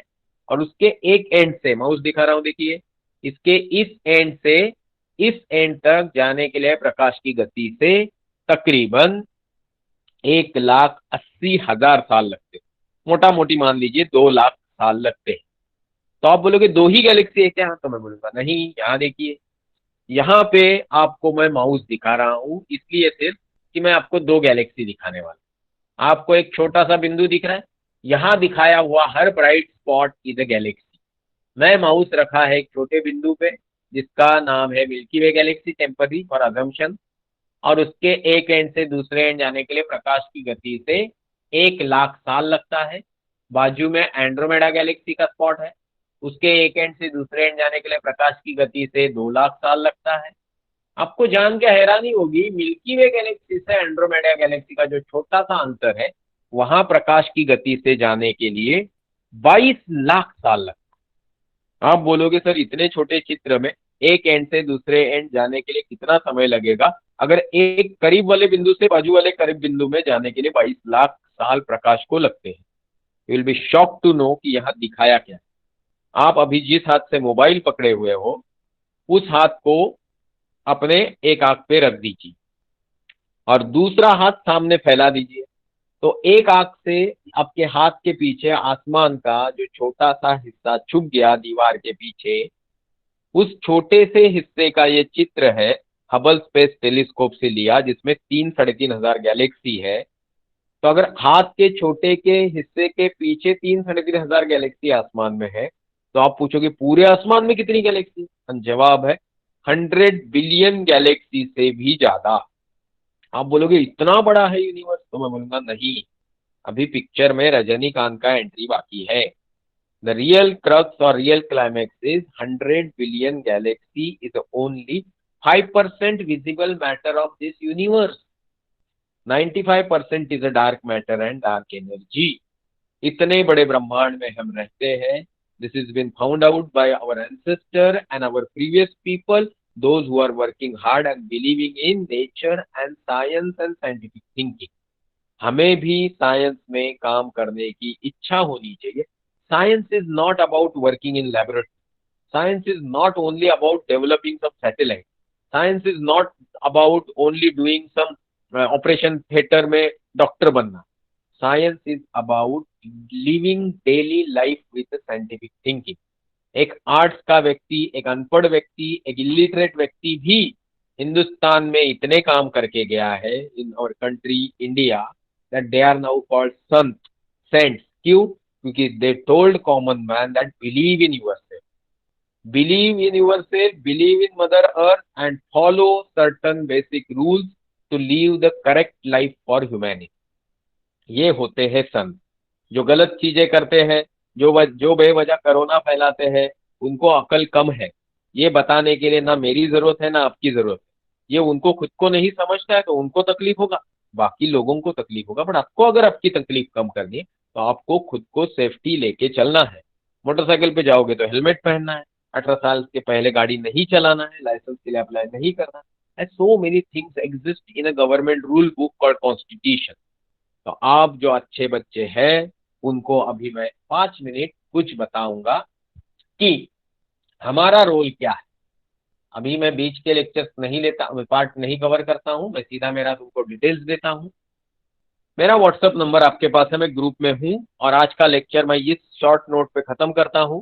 वैज्ञानिक सोच is the true direction to your life. Education में आपको पहले कुछ डेवलप करना है तो ability to think, an ability to think scientifically। दूसरी एबिलिटी डेवलप करनी है हार्ड वर्किंग और सिंसियर होना। तीसरी इंपॉर्टेंट एबिलिटी है ऑनेस्टी, सच बोलना। चौथी इंपॉर्टेंट एबिलिटी है respecting the elders and who are right irrespective of their caste, language, creed and anything. इस तरीके से अगर आप जिंदगी में चलोगे और अपनी जरूरतें कम रखोगे, then with only 10,000 to 5,000 rupees earning per month also you can do lot of things for the humanity and the world। ये चीज आपके समझ में आ गई तो आप समझ लीजिए कि आपका लेक्चर सक्सेसफुल हुआ।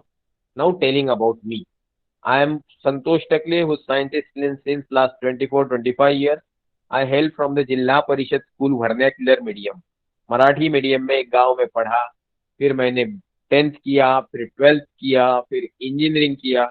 इंजीनियरिंग ये सारे 16 साल में बहुत पढ़ता रहा, कभी 18 घंटा, कभी 20 घंटा, कभी 10 घंटा, कभी 5 घंटा, नो ब्रेक इन 16 years।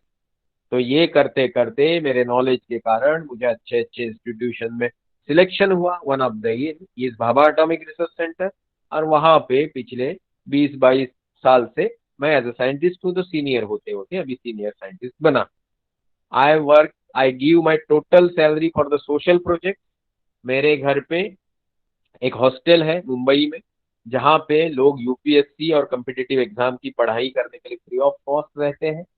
मैं एस्ट्रोनॉमी के लेक्चर फ्री ऑफ कॉस्ट लेता हूँ, एस्ट्रोनॉमी का कोर्स भी कंडक्ट करता हूँ, यूपीएससी के भी कोर्स कंडक्ट करते हैं, और बहुत सारी जो कोर्सेस है वो सब फ्री ऑफ कॉस्ट है बच्चों के लिए।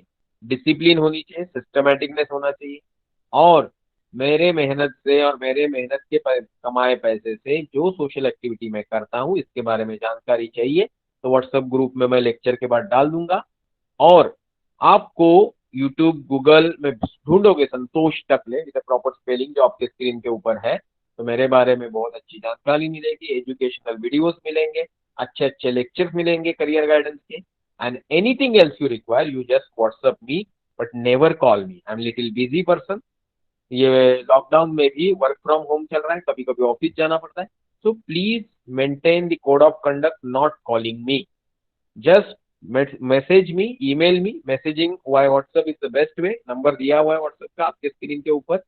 और अगर आपको ये लेक्चर अच्छा लगा, मेरे सोशल प्रोजेक्ट्स अच्छे लगते हैं, आपको उसमें इंटरेस्ट है, तो you are most welcome to visit my place. मेरे घर पे एक टेलीस्कोप भी है, वो सारी जानकारी मैं आपको दूंगा। मेरे प्रोजेक्ट्स में आप जो अभी बड़े बच्चे हैं 12th के वगैरह, जो हम ऑनलाइन पढ़ाते हैं गरीब बच्चों को वगैरह ऑल ओवर इंडिया, इनको पढ़ाने में इंटरेस्ट है तो आप ऑनलाइन टीचिंग में हमारी मदद कर सकते हैं।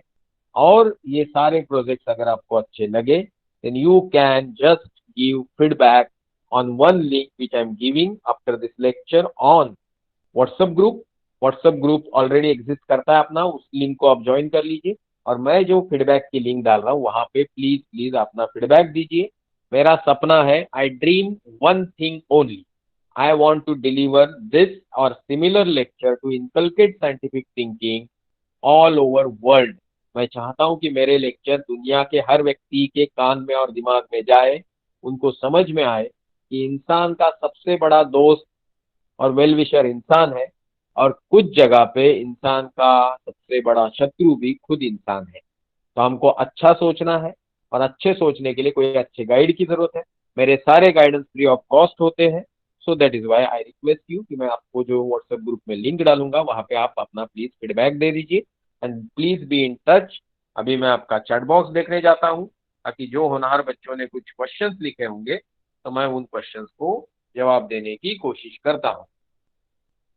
तो सारे बच्चों ने अटेंडेंस मार्क किया, गुड पीपल। ये जो वीडियो बनेगा ये भी रिकॉर्ड करके मैं आपको दे दूंगा।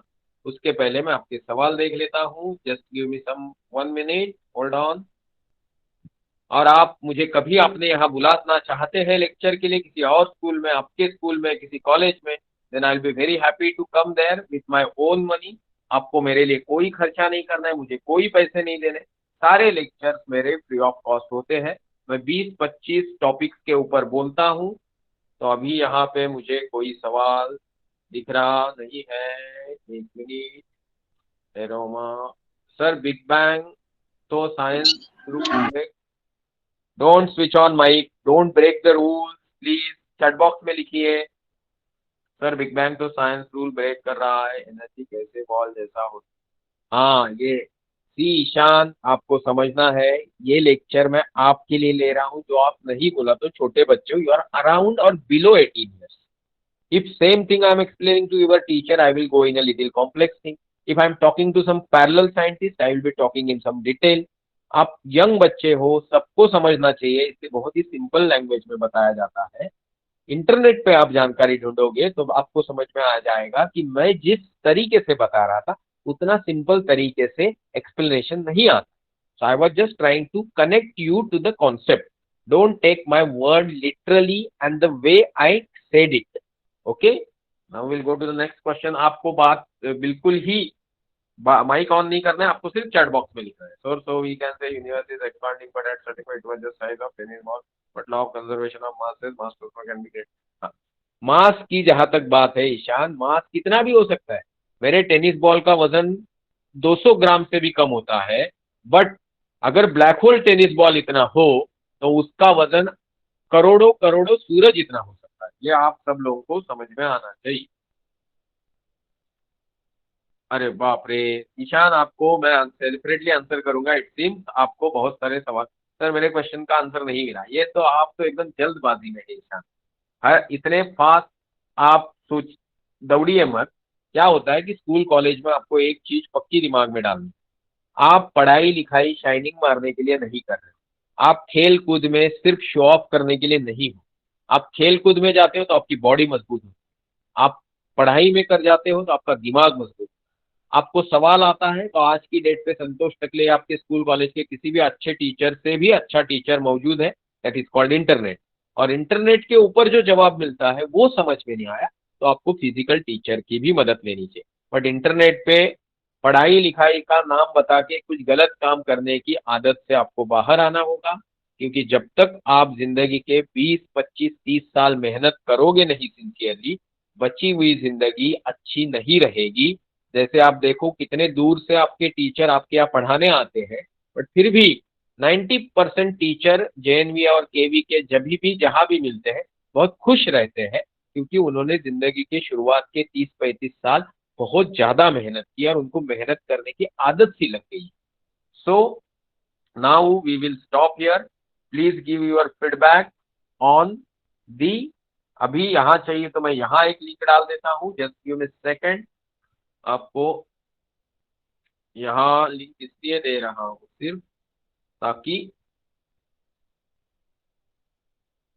जस्ट गिव मी सेकेंड, एक सेकेंड में मैं आपको लिंक देता रहता हूँ ताकि आपको फीडबैक देना आसान हो। व्हाट्सएप ग्रुप पे भी मैं लिंक डाल दूंगा ताकि आपके फीडबैक मेरे तक पहुंच सके। चैट बॉक्स में मैं एक लिंक डाल दिया है, you can give your feedback here. Okay, so now we will stop here.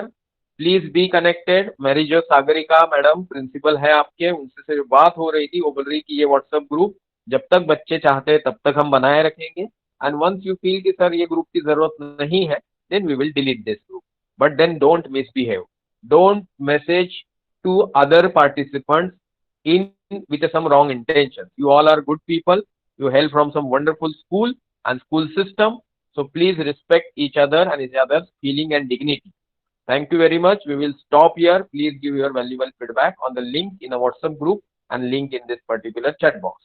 Sir, please continue. I am stopping here. Thank you very much for your disciplined behavior. th- uh, Thank you, Sri Santosh Takale sir, Senior Scientist BARC, for motivating all the students of JNV and KB and giving a lecture on inverse uh, on the topic on another program, role model interaction, and the topic understanding the universe with scientific temperament. Now I would like to request Dr. Ivanila Khalindo, scientist CIBSD Shillong, to motivate the student under this Bigyan Jyoti program, that is role model interaction. Dr. Ivanila Khalindo, madam. Yes, sir. Good afternoon, everyone. Good afternoon, students. Can you hear me? Hello? Okay. Madam, it is audible, madam. Okay, it is audible. okay. So, I think most of you must have known me last month. Yes, ma'am. Yeah. Okay. So, last month also, I think I have met some of the students and teachers from this JNV in Yangbari. And for some of you who is not acquainted with me, is my name is Ivanila Khalindo. I am a Khasi and I belong from Meghalaya, Shillong. And I would just like to talk a little bit about my my journey from my school days till what I am now. And I joined JNV in Yangbari in the year 1991.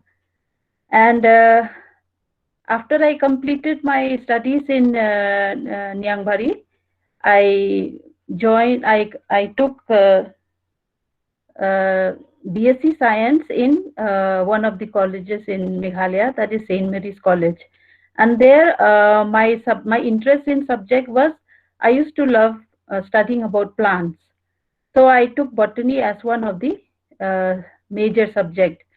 And after I complete my degree, I again move on to complete my master degree in Northeastern Hill University. And then after my master degree, I thought of working to support my family, because we don't come from that background where we can afford many things. Even joining the school is also one of the main reasons that we were lacking so much in the financial background. We are, and I have my mother is a single parent, and I don't have my father anymore. And since my childhood days, we have 4 of us, and then my single mother taking care of all 4 of their children is very tough at that time.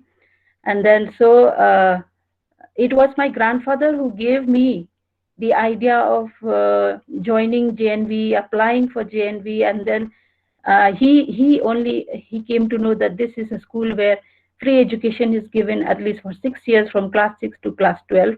And at that time I was so small, I don't have any idea about where do we get free education. And also he motivated me a lot, and then he made me study hard to go to the school. One main reason is to get education, at the same time to be less dependent on the parent who cannot afford so much in sending you to higher education. So JNV has given a lot of benefit to me, and maybe to many of the students here who come from the not so well-to-do background in finance. Then if you compare 6 years in today's government or private school, you can calculate how many lakhs you would have spent only from class 6 up to class 12. But and the same thing, if you compare how much you have spent in your school, where you do not even have to spend a single penny in buying books or uniform or your school or your hostel items, starting from bed to bed sheet, mattress, or even up to your soap, buckets, everything you are provided free. But nowadays, nothing is free. Everything comes with a cost. So with that cost, people who are coming from the poor background, even if they would like to study higher, to achieve that ambition in their life, it will be so unfortunate for those people who do not have that facility. But you should be proud, first of all, students, that you have got this opportunity of studying in a Navodaya school where everything is provided free except for your own pocket money or for uh, your personal requirements. Other than that, everything is free. So 6 years is a very long, and in the 6 years, you can achieve many things depending on what is your willpower and what is your ambition, how you focus on that ambition, and what kind of guidance you get. And this will pave a way, and it will brighten your future, and it will also polish your raw thinking, your raw knowledge properly. So it is after my master degree that I decided that I should stop studying, because uh, again we do not have that much of financial uh, the that facility that I can proceed ahead to my studies. But then, being a student, being a Khasi, and being a scheduled tribe category, I the government also provides so many benefits to such quotas, where if they want to study, they can avail many fellowships, like I have been discussing last month to most of you. And I did my PhD in the Department of Botany under Ecology Department, and there I selected bamboos as one of my main uh, subject, where I could study in detail about its growth, its biomass, its how the bamboos grows, what are the uses of bamboo, why bamboos are distributed only in some particular region but they are not available everywhere, why bamboos are flowering once in a lifetime or once in 20 or 30 years, but they don't flower every year like normal plants. So these are some of the questions that makes me interested, as that made me lead to study this kind of subjects. Then during my PhD also, I avail a few fellowships that is being provided by the government, UGC, Rajiv Gandhi Fellowship, where I received the fellowship for 5 years, and with that fellowship I could complete my PhD. And then after my PhD, uh, I started working as a senior research fellow and also as research associate, and I continued my work. Uh, One is mainly to support the family and to be independent of myself, of not being so dependent on the family, and at the same time also uh, to learn more about science, to study more about science, and to be more useful for through the study for the society. So after I completed my PhD, I joined as a project scientist in one of the.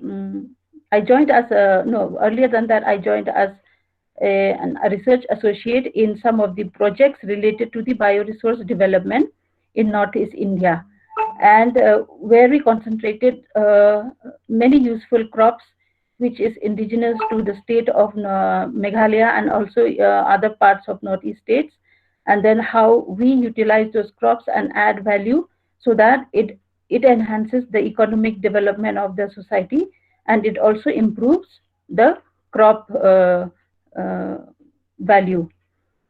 After the project is completed, I was selected as a project scientist in one of the government department, that is the MBDA, and it is Meghalaya Development Rural Meghalaya Development Agency. So there we worked on the climate change action and climate change mitigation, and we also stress on the perception of how people think about the change in the climate in the recent years. So in that department, I worked only for few months, that is for 6 months only, because there was not so much of research activity going on in the State Department work. And earlier than that, I had applied for a scientist in one of this bioresource development. So then I was appointed after 6 months. I was called for interview to this institute that I am working now at present, that is the Institute of Bioresources and Sustainable Development, because there what they were asking is someone who has experience in the area of bamboo, and then that's how I applied the post, and that is how also I got the post.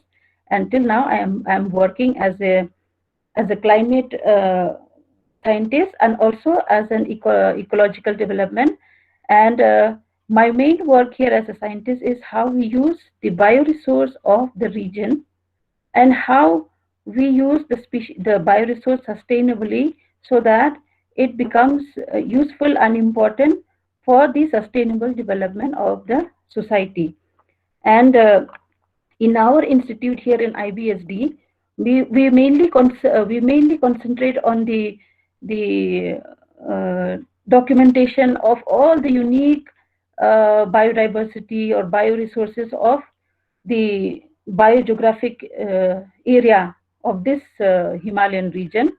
And then after documenting all the bioresources, we select the most important species, plant species mainly, and then through science and technology intervention, we develop, we do research and development, so that we develop products for and the utilization through utilization of these bioresources.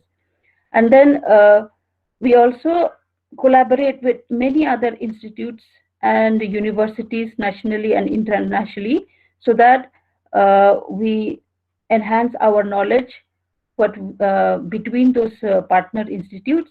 And then in this way, our research and development activities is going on. So my interest as a scientist is mainly on plants, and at present we work on many bamboo species. So I think students must be knowing, here in Northeast region, we are very rich as a state and as a region in the species diversity, and one of that is bamboos. So as you all know, bamboo is a grass, and then but this bamboo is very useful. Even as a grass, it is also considered as a giant grass, because bamboo is the only, you can say, one among the many species where you can get maximum benefits out of it. So, and the government of India also now they do not consider the bamboo under tree, and because of this amendment, the now bamboo can be utilized as a non-timber species. So farmers, wherever they are around the world, and they can use this species without breaking any laws or any forest laws. So like nowadays we are very concerned much about the climate change, and then the government is trying to replace most of the fossil fuels through renewable source of energy. The government is also concerned about increasing the forest cover. They are also concerned how to reuse the waste material being produced by through plastics and other products. And then, as you know, there is a big difference between a bamboo and a wood. We know, of course, that wood gives you multi-purpose uses. Similarly, bamboo also they give you so many uses. But when you compare with the age and the quality, there are woods which have good and better quality than bamboos. But there are bamboos. But bamboo's advantage is that it is fast growing. Woods will take 5 to 6 to 20 to 30 to 100 years to complete its growth. But for a bamboo, within 1 or 2 years, you will get a mature bamboo and you can grow and you can harvest and you can add value and then you can produce those products. So nowadays, bamboos have become so useful, not only in the traditional uses. We use bamboos right from our cradle to coffin. In our household, nowadays bamboos have become very useful in the factory, in the science and technology world also.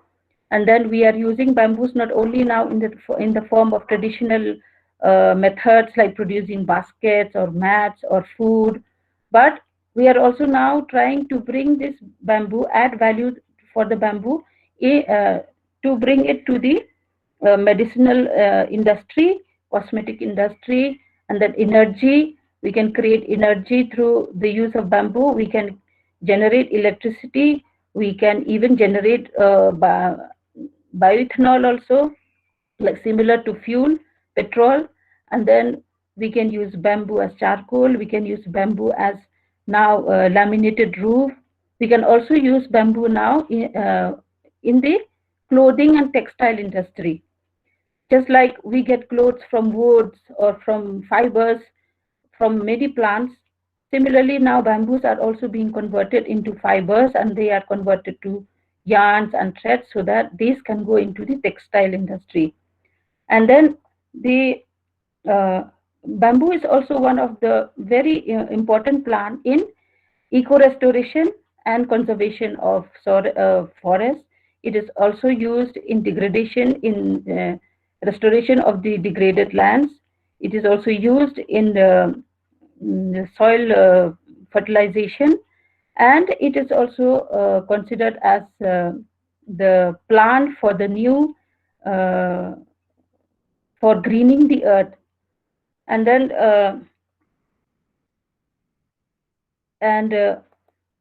the distribution of bamboos in the earth is mainly distributed in the Asian countries. You can say those all the parts of China, Asia, then some of the Middle East countries, and then even the African countries, except a few of the European countries. Otherwise, bamboo is universally distributed in many parts of the Asian countries.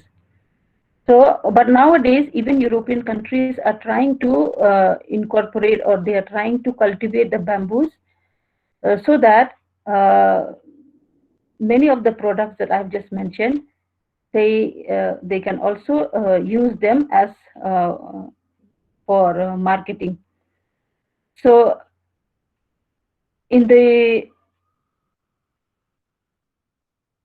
I think, sir, I just want to show some of the slides, like how, what about the importance of the bamboos. Hello?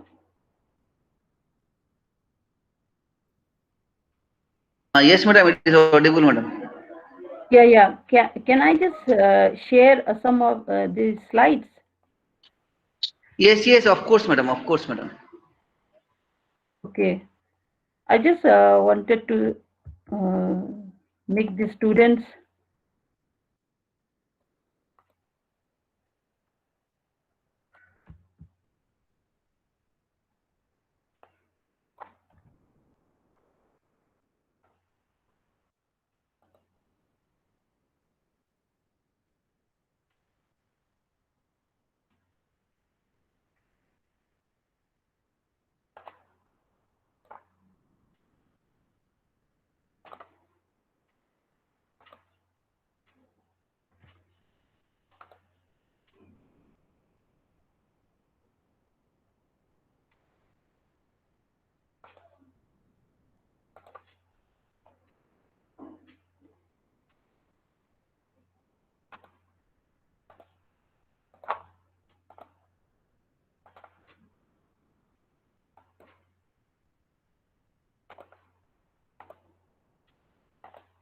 Sir, how do I present this? Because I'm not seeing that link. Should go Oh, through. yeah, I think it is in the present now, na? Present now, I think if you click and Yeah, then yeah, on your yeah. slide, it will come. Okay, okay. So can you see now? Now it is visible. It is It visible, madam. is visible. I should see in the slideshow. Yes, yes, it is visible. Okay. So all I would like to say is that I would like to, because since bamboo is one of my main subject area since my PhD till now, so I work on the bamboo resources of Northeast region, like how many species are present in the Northeast region, what are those important species which are useful commercially or traditionally, and what kind of bamboos are used for edible purposes, what kind of bamboos are used for construction or for basket or weaving or many other products. So these are some of the photographs or pictures which I would like to show you, and these are mainly from the Northeast region and with other value addition. So as you can see, I would just like to go through just to tell you that you must be knowing that in general people what they used to say is people who uh, people may are aware of bamboos. Some know that there are different types of bamboos, but generally people think that bamboos are one type only. But globally, you can say there are more than 1,500 species of bamboos, and in Northeast region, whatever reports have been recorded, we have more than 85 to 89 species of bamboos. And suppose in Meghalaya we have around 35, say in Assam we have around 30, in Manipur we have around 37 to 40 species. So the ranges, it goes from 30 to 38 species. So these are some of the bamboo species that we have in Northeast region, and these are bamboo species, and the scientific name of the species is uh, Bambusa arundinacea, or it is also known as Bambusa bambus.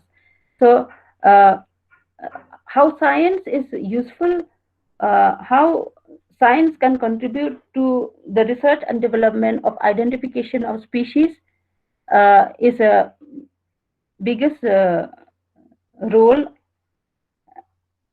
Say like if you want to identify a particular species, you should have a particular name or one specific name where it should not have any error when you take that name in any part of the world. Traditionally, every community and every state will have their own common name or vernacular name how to identify a plant. Say for here in English, for a bamboo you will say it is a bamboo. In Hindi you will say bas, or in Khasi you will say sage. And then for a particular bamboo also, suppose for this particular bamboo, this is Bambusa arundinacea or Bambusa bambus. So in Hindi they may say भालू का bamboo bass, या फिर the skata bass, which why, because it has spines. Then suppose this is a Bambusa balkova, this is a Bambusa tulda, this is a Bambusa giantiana, this is a Bambusa falconeri, this is a Bambusa multiplex. So this is a Bambusa polymorpha. This is also Bambusa tulda. This is a Bambusa vulgaris. This is also Bambusa vulgaris. This is also Madam, another species. sorry, madam. Sorry to interrupt, madam. Madam, Yes. please click on the slide number, na? Slide number 1, 2, 3, 4. Then it is better, madam. Slide number 1, 2, 3, 4.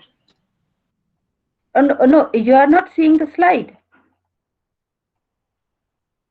Hello? Slide not seeing, madam.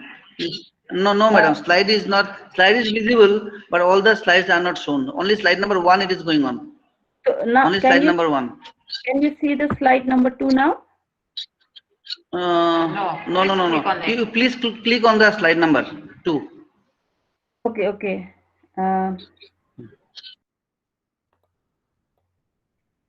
Can you see now? No, madam. Present now, do, madam. Please do present now, and click on your slide.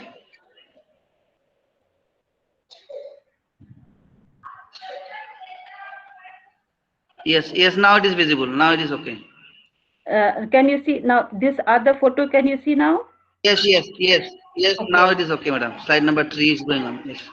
So that is what I am saying. Suppose this is a Bambusa balcova, this is a Bambusa cacharensis, this is a Bambusa giantiana, this is a Bambusa multiplex, this is also Bambusa multiplex, Bambusa nutans, polymorpha, tulda, vulgaris. This is also vulgaris, but it is a different variety, that is vitata.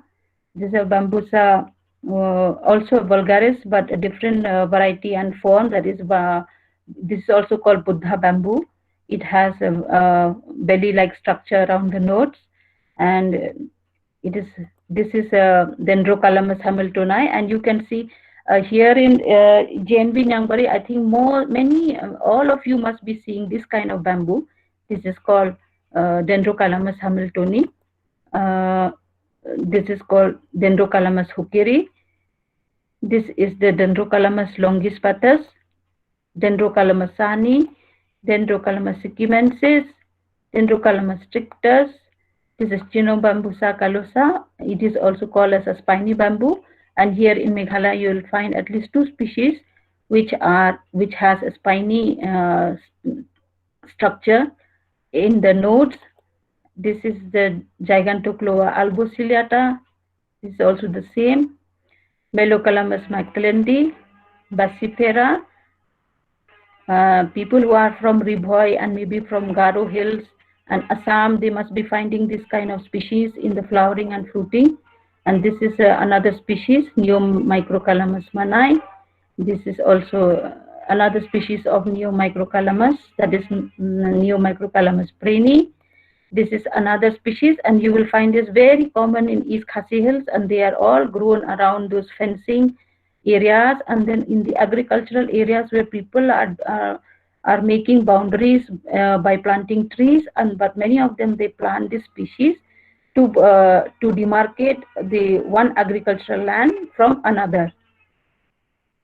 This is also a this is Japonica species, and this is also a species very restricted only in Meghalaya, and this is called as Neomicrocalamus Neuhauser dulova, and it is also called as Cyzostachys helferi, and this is a species dulova from the Cyzostachys genera. This is another Cyzostachys species that is called Cyzostachys manai. This is Cyzostachys polymorpha, Cinarundineria falcata, Cinarundineria hirsuta, Cinarundineria griffithiana. This is also a spiny species found many in Mawsynram area. This is a pseudo Sasa japonica, and this is how a bamboo flowers. And different species will flower differently, and then the color will be different. Some will flower and have fruit at the same time, but many species, they flower and they form seeds. The seeds is similar to the rice seeds. So why I'm trying to show this species is because in future, if you want to be a future scientist or a future plant ecologist or a plant biologist, one of the most important things to study plants is to have a proper scientific name. Like I said, if you just say in a local name bass or bamboo or say, nobody is going to understand what species you are talking about. So because different species of bamboo, they differ in the form of structure, and they also differ in the flowering color, flowering habit, and generally when you try to identify, when you want to have a scientific name of a plant, what are the basic information that you require, how to get a proper identification. Suppose I give you an example. Suppose your name, suppose Sudeep Paul, or suppose Ibakor Silyang. How will people know your identification? If I just say you are a human being, or you are a person, or you are a she or a he, nobody will identify you. But if I say that I am Ivanilla Khalingdo, everybody will know me by my name. And this name will come from my family, and my surname also will come from my family. So we will suppose a Khalingdo family, there are 100 names under the Khalingdo family, and each name will be different, and these names will have a different characteristics or features. So if I say, if I put a name like suppose me Ivanella Khalingdo, then certainly I will have a certain characteristics of my name, so that the people will know people will know me. So if I have given a name Khalingdo, it means I belong to the Khalingdo family. So Ivanella is my identity, and Khalingdo is my family name. Then what will be the characteristic feature of my name? First I'll go by the height, or the structure of my body, or the looks of my face, or some identification marks that will certainly give me the identity. Nowadays, people have gone up to the DNA levels, like checking your DNA or fingerprint, because every fingerprint will be different from the other. Similarly, through DNA technology, we can identify a person's identity and also the plant's identity. So if I say Ivanilla Khalingdo, who is Ivanilla Khalingdo? She is a girl. She belongs from a Khalingdo family.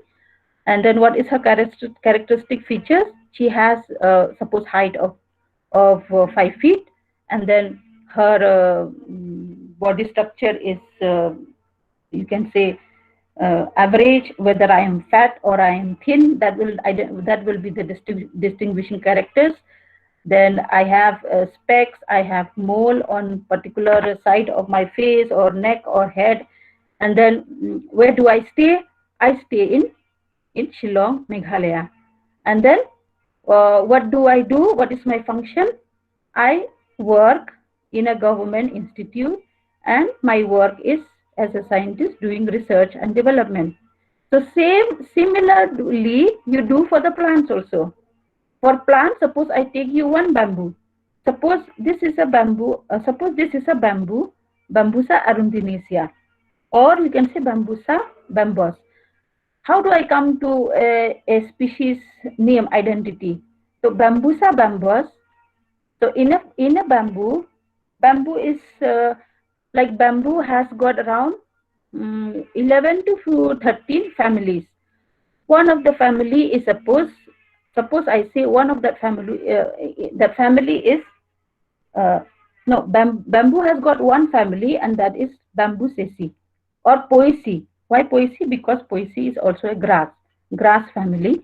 Under grass family, Poaceae, we also come to the subfamily. Subfamily means Bambusaceae. So we categorize the bamboo as a Poaceae family because it belongs to a grass family. But under the grass family, again I subcategorize into a subfamily, that is a Bambusaceae. And here, then they will have bamboos are again categorized into globally. They have around 50 genera, 100 genera, and more than 1500 species. So in Meghalaya or in Northeast region, the range starts from 30 species to 40 species, and these 30 to 40 species, they all belong to 11 or 13 genera. So one genera, so those genera are, you can say, Bambusa genera, Arundinaria genera, Dendrocalamus genera, then Cyjostachys genera, So whatever the names that you have seen in the front, in the beginning, like if you see the first name as bambusa, this is called the genera. If the second species is bambus, that is called the species. So bambusa is genera and bambus is species. So how do I identify what is the characteristic feature to identify a bamboo? The main thing is the culm sheath. Culm sheath is the sheet which is covered around the culm. The culm means the stem. What the green stem that you see, that is called the stem. And the sheet that is usually it is brown color. The sheet that is covered around the stem, that is called the culm sheet or the stem sheet. So these sheets will give you the main identifying character how to identify. Because in a plant, when you want to identify, you need the flower, you need the leaf, you need the whole plant. You need the whole plant to identify. But generally, we cannot dig the whole plant and see up to the root. So mainly we go for the stem, we go for the leaf, and we go for the branching, and we also go for the flowering. But again, the main problem in bamboo is bamboo does not flower every year like other plants. Some bamboo will flower, only few bamboos they flower every year, but 80% of the bamboos they flower once in a lifetime. Like once they flower, then they will die. Then if you want to wait again for that flower, you will have to wait for another 100 or 120 years or 60 years or 40 years. So how do you identify all the species without knowing the flower? You go for the culm sheath or the branch or the stem. But again, the cell stem will be a very it will difficult problem, because generally many bamboos they will have the similar kind of diameter and length. So if you see one bamboo, if you see two, three species of bamboo, you will not be able to identify. You will see this is the same species. So generally we go for the culm sheath, and then if we get flower, that becomes easier. So then after you identify the culm sheath, you compare with the different species and their culm sheath. If they are different, that means they belong to the different species or different genera or different variety. Some species are very easy to identify. Suppose if I say this species, if you see the culm sheath of this species is rectangular with hairy, then other species will be different. So identification of a species is very important. And this species, when you give this name species, suppose Bambusa balkova, this name this is the final name that the whole world will know. And in the scientific world, naming the plant species scientifically is also done by under the IUCN law or IUCN category. That is when you give this name scientifically, it is known all over the world and nobody will be mistaken by a particular species. So this is just a brief idea of how to study plants, how to name the plants, and how to identify the characteristic of a plant so that you give a name. So already now there are many plants that they already have a scientific name, but still there are few plants which are still unexplored, and these plants name needs to be given. And so similarly, just like for the case of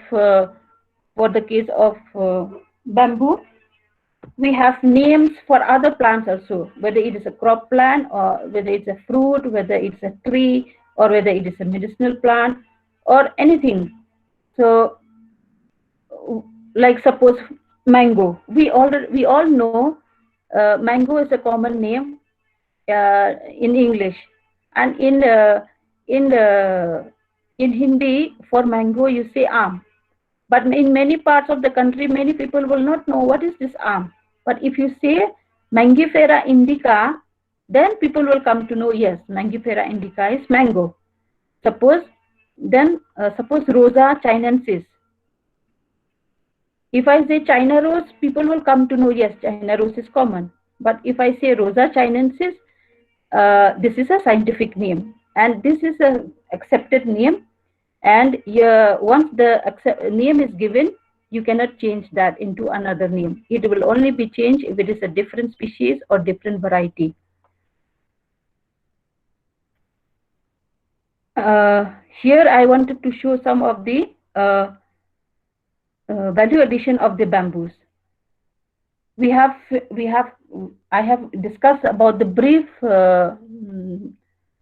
characteristic of how a bamboo looks and what are the uses of bamboo. So bamboo traditionally, we know that it is being used in very diverse areas, starting from traditional weaving or basket making or scaffolding in the construction or fishing or bamboo making mats. But nowadays, through science and technology, these bamboos are being value added and used into many, many ways, and some of which I would like to show you. So these are some of the traditional. So can you see the picture? Is the picture visible? Yes, yes, it is visible, So madam. here you can see this is how a traditional community or people in every household where bamboo is grown in their backyard or in the forest or in their community forest, how they utilize the bamboo for their daily livelihood.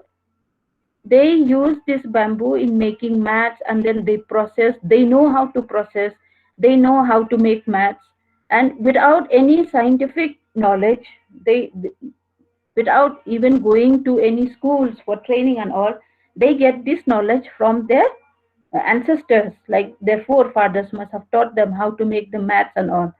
So till whatever knowledge they have, this is what they can do without any treatment and all. They cut the bamboos, they slice the bamboo, and then they dry. After drying, then they make into mats. They roll and store these bamboo cut slits, and then these mats, after they prepare, they sell it to the market, and that is how they survive, and that is how they get their average income. And from this money, then they utilize it for their daily livelihood. That is for buying food, for sending the school to their children to school, and also for again buying other necessary personal items. And this is a house. This house is how this is a traditional house of Khasi tribe, or you can say many other tribes in Meghalaya, where they use the resources as bamboo, and without much expenditure on cement or stones or timber, they utilize the availability of bamboos in their area, and then they make it into a house. So this is how you use your science. This is how you use your knowledge. Knowledge can be in the form of your traditional knowledge. Knowledge can be in the form of the knowledge that you acquire from your schools and colleges, and it can also be the knowledge that you acquire from your ancestors through many generations. So uh, these are some of the structures and houses made out of bamboo. And then nowadays, people are trying to use bamboos in the for construction of bridges. So and then the using of bridges from bamboos is more sustainable than using the bridges made of steel, made of cement, or made of concrete, because in this way you are saving much of the forest diversity, and you are also saving much of the resources, and uh, that is how the bamboo is being utilized continuously. So once the bamboo gets spoiled or rotten, again it is replaced by the new and fresh bamboo. So this is one way how you conserve your nature without a maximum destruction. And uh, traditionally this is being made in this way, but nowadays through value addition means through treatment, because bamboos without any treatment, it will not last long. Maybe it will last 3 to 5 years maximum. After that you need to replace. So if we build steel or concrete, it will last 40-50 years. That is one benefit of using concrete and steel. But if you use the bamboo, the benefit is that it is eco-friendly. It is not wastage of natural resources. You do not have, because production of steel, production of cement is also another destruction, environmental destruction. So using natural bioresources like bamboo, it gives you the eco-friendly look, and it you save a lot of bioresources within the area. But the shortcoming is that it does not last long compared to concrete or steel. So now what scientists are doing nowadays is that they are trying to increase the shelf life of the bamboo. Suppose if the bamboo without treatment, if it lasts for 5 years, how do they make it last for maybe 15 or 20 years? Now, through science and technology, this is also possible. And it has been used in many countries for many, many years. They treat the bamboos by adding few chemicals or resin, or by burning, or by adding oil, and then they uh, they process the bamboo in such a way that all the moisture from the bamboo will be reduced, and the the structure, or the characteristics of the bamboos will last long.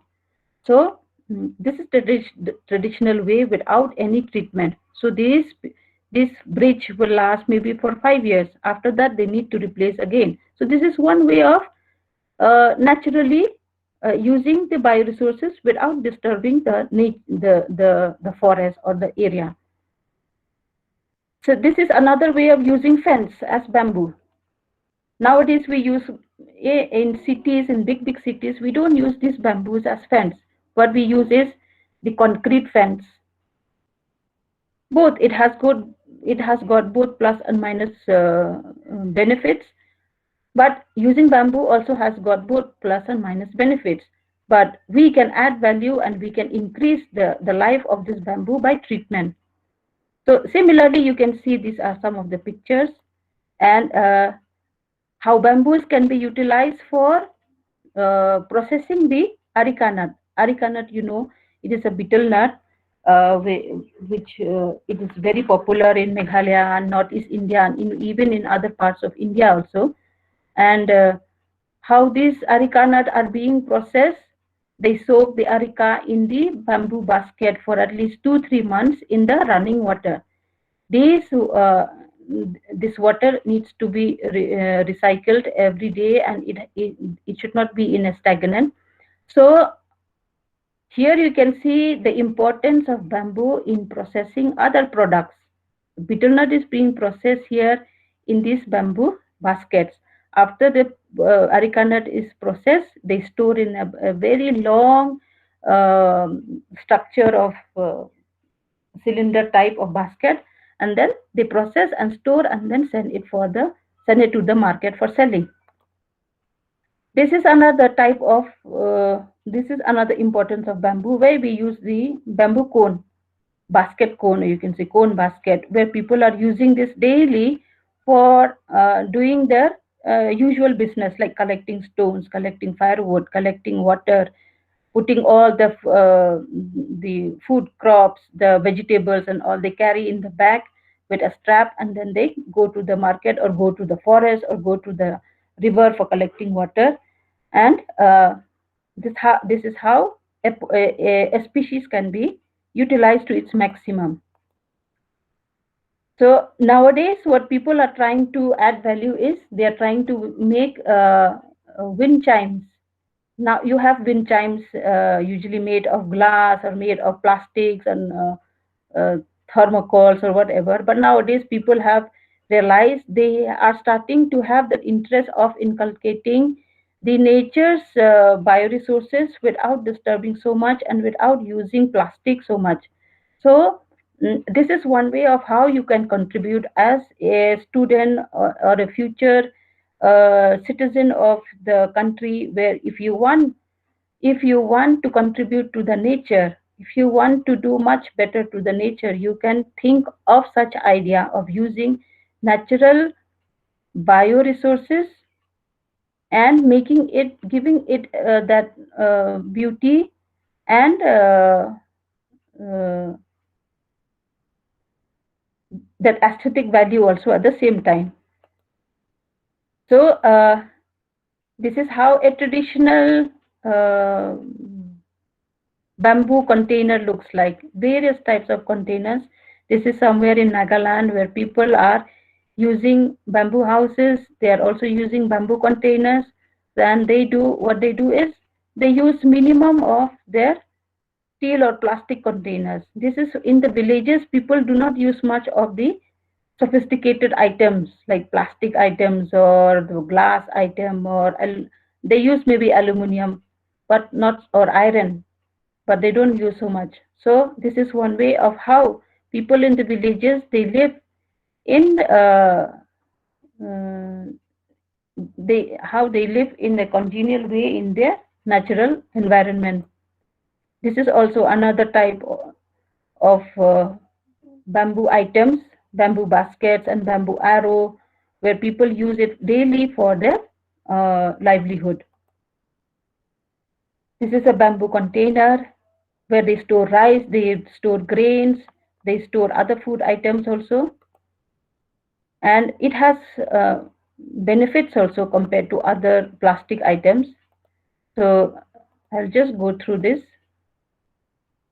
Nowadays, here, if you see in Manipur, how they are using the bamboos to increase its value addition product, they are using it in the form of agarbatti. So instead of cutting wood, like I say, timber is also used in making agarbatti. But if you compare timber, if you use timber and bamboo, it has wood will take you longer, many years to, if you cut one tree, it will take you maybe another 20-30 years to mature, to complete its life cycle. But a bamboo, if you cut, it will take you maximum maybe 3 to 4 years. So in that way, you are saving much of the tree cutting, tree logging by using bamboo. So, and it is also very useful and efficient in making into this agarbatti forms. So this is how, like, you can think of many other ideas of how you. This is one example which I show of bamboo. Similarly, you can use plants medicinally, as a medicinal purpose, as a cosmetic purpose, like we have been using many for edible purpose. So, and in many countries, even in developed countries, you can still see the importance of bamboo in the construction area. This is also known as scaffolding, where bamboo is used as a supporting material to construct any building. So these commercial bamboos are being cultivated and being marketed in many, they are exported in many states for construction purpose. This is you can also add value to the bamboo in making so many types of products. This is somewhere in Assam. And here you can see these are the typical structure of Nagaland house, how people use bamboo as the main material for building their houses. So now bamboos are also being used as a decorative items to display in their house, in the living room, in the bedroom, or in the restaurants and cafes. Nowadays, people are becoming more and eco-friendly, and they are using maximum bamboo items for showcasing and displaying. Like suppose this is one restaurant in Meghalaya, you can see, where they are using maximum items, serving items as bamboo. This is a bamboo tray. Instead of using a plastic tray or a metal tray, they are using a bamboo tray for displaying and serving the food items. Even the bamboo table, the bamboo mat, you can see, and the bamboo containers. So this is another important uses of bamboo. And you know that bamboo shoot is very, very useful and very, very commonly used as a bamboo shoot pickle. And nowadays, again, through intervention of science and technology, bamboo shoots can now even be converted to bamboo biscuits. You can even have you can have bamboo biscuits. You can have bamboo wine. You can have bamboo what do you call bamboo vinegar only from the shoots. So all this value addition now is being popularized through the use of bamboos.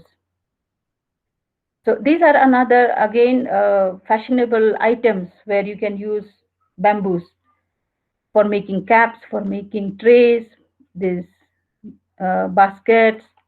But these bamboos are again compared to the traditional without treatment. These are the bamboos where they have treated the bamboos in such a way that it will last longer compared to the traditional one. So now you can say the handicraft, uh, the process of making handicrafts in at present scenario has also completely changed compared to the traditional way of making bamboo furniture. Like I said, if you see the bamboo chair here or the bamboo table, these are the bamboos which have been completely treated in chemicals or treated in a natural way by smoking, by heating, by oiling, or by drying, and so that all this the cellulose content inside and the water, the moisture content will be released. And then after that, polishing is also added as one of the value addition technique. And then this is how you can make a product last longer compared to the traditional one. Similarly, these are the other items also: bamboo mats, bamboo basket. So so if you compare this value added bamboo chair and this traditional bamboo chair, you can see the difference. You can see this will have a longer lifespan compared to this traditional bamboo chair.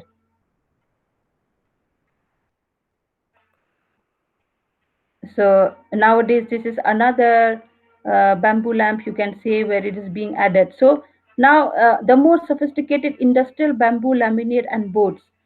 Instead, we generally have either bamboo from the we have bamboo roof made out of metal or aluminum. But nowadays, bamboos are being utilized in such a way through value addition and through the intervention of, of science and technology, where the bamboos can be pressed into boards and laminates, and they can be formed into a board, and these can be used as a bamboo roof.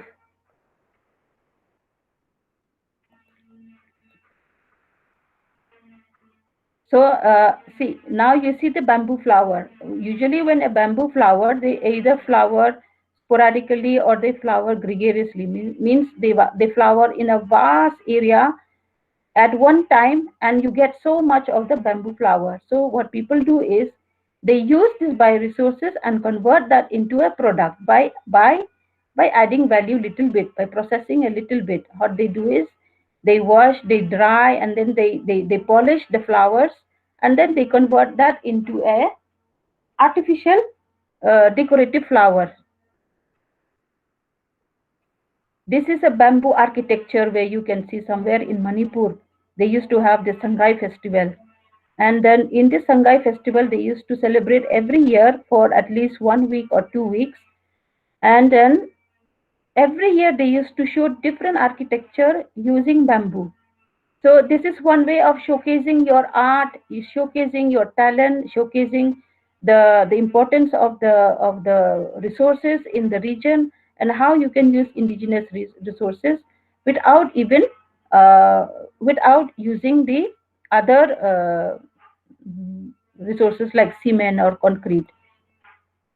And this gives you a look, elegant look and beauty of the nature. So this is another example. Nowadays, to conserve forests, the government is trying its level best to reduce the emission of carbon and to reduce the destruction of forests. So what they have done is they have initiate or planned using bamboo as one of the raw material to make benches in schools, especially in those village schools where infrastructure is poor and where financial the facility, the fund is not as good as compared to other private schools. So what you can do is you are conserving forests at the same time, you are using an eco-friendly bioresource at the same time, and then you are reducing the costs also at the same time. So making bamboo bench is also very useful and eco-friendly, and it has got lots of natural medicinal properties also.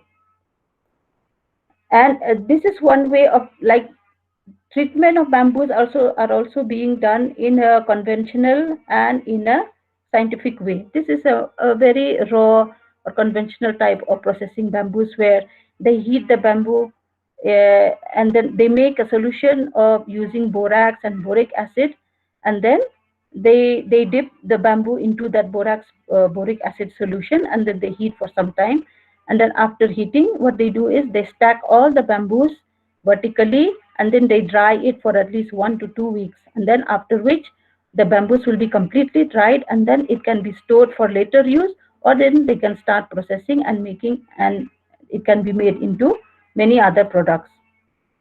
So this is a bamboo house, a typical bamboo house that we are trying to showcase in our institute to the tourists, because generally people do not see much of the traditional bamboo house, how it looks. So in our institute, we are trying to make a model house of how natural bioresources can be utilized to its maximum. So, and through value addition, how a bamboo house can give that natural essence and natural look to the community, and without using so much of the concrete materials.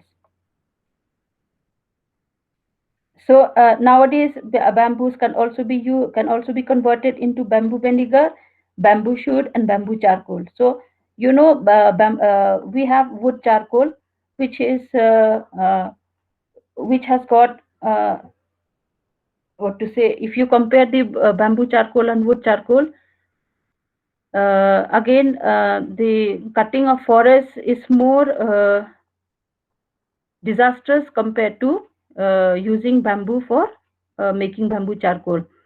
And then bamboo vinegar has got a lot of medicinal and agricultural properties. It has got many nutrients, vitamins. It has got many benefits in the field of agriculture as organic fertilizer. And then so using bamboo vinegar as organic fertilizer can also be useful, and it can also be replaced by the synthetic fertilizer or chemical fertilizer. So you can see now how bamboos are being added more and more into a high-tech value-added product. Nowadays, bamboo bottle also has come, and this is a bamboo. These are what do you call? These are called the sanitary items, like bamboo tap, where you can use in the basin, and this is being replaced by the metal and all. So people who love this natural look, we can use bamboo for making such products. So this bamboo bottle is now very popular, and its demand is now very high in the other developed countries. So we have the raw material, but we do not have that technology. What to say? We have the technology, but using that technology now we can enhance our economic livelihood of the community by giving such knowledge of making products. This is you can say this is a bamboo bottle for keeping medicine tablets and capsules. So instead of using plastic bottle to keep your tablets or capsules, you can use a bamboo bottle. So this is another uses of bamboo, where now bamboo can be converted, it can be processed into a bamboo fiber, and it can be converted into a bamboo thread, so that uh, textile and clothing is processed. Nowadays, if you see in Europe, if you see in US or China or Korea or Japan, all maximum of the bamboo clothing comes from the bamboo. So they are trying to reduce the forest, the wood, by replacing it with bamboo. So this is another benefit of using bamboo in the textile industry. This is this I just wanted to show. This is um, the cutlery items from the areca nut, the leaf or the bark of the areca nut. The main aim of this is being done by one of the company there in Assam. And their main aim is to reduce the use of single-use plastic. So using the bioresources in a sustainable method can save a lot in terms of energy, in terms of forest destruction, in terms of cost.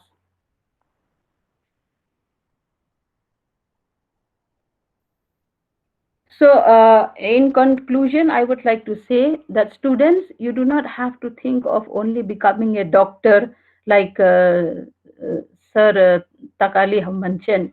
You do not have to become only a doctor or an engineer. You can even become an entrepreneur, like I've mentioned.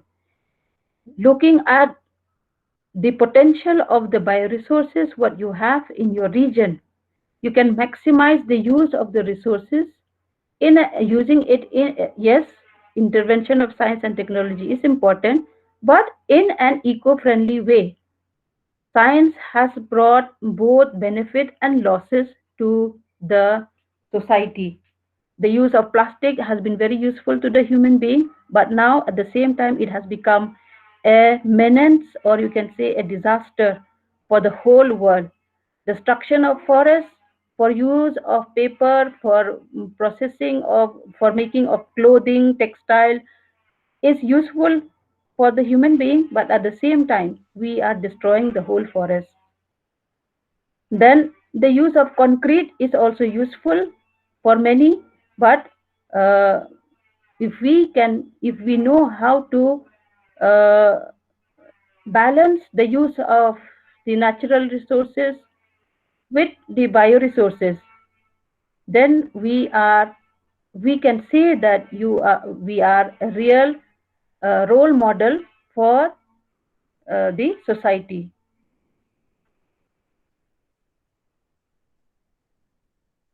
Do you have any questions here?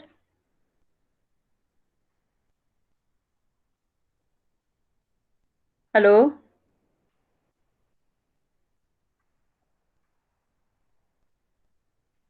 Hello? There is no question, madam, in the chat box Okay, okay. till now.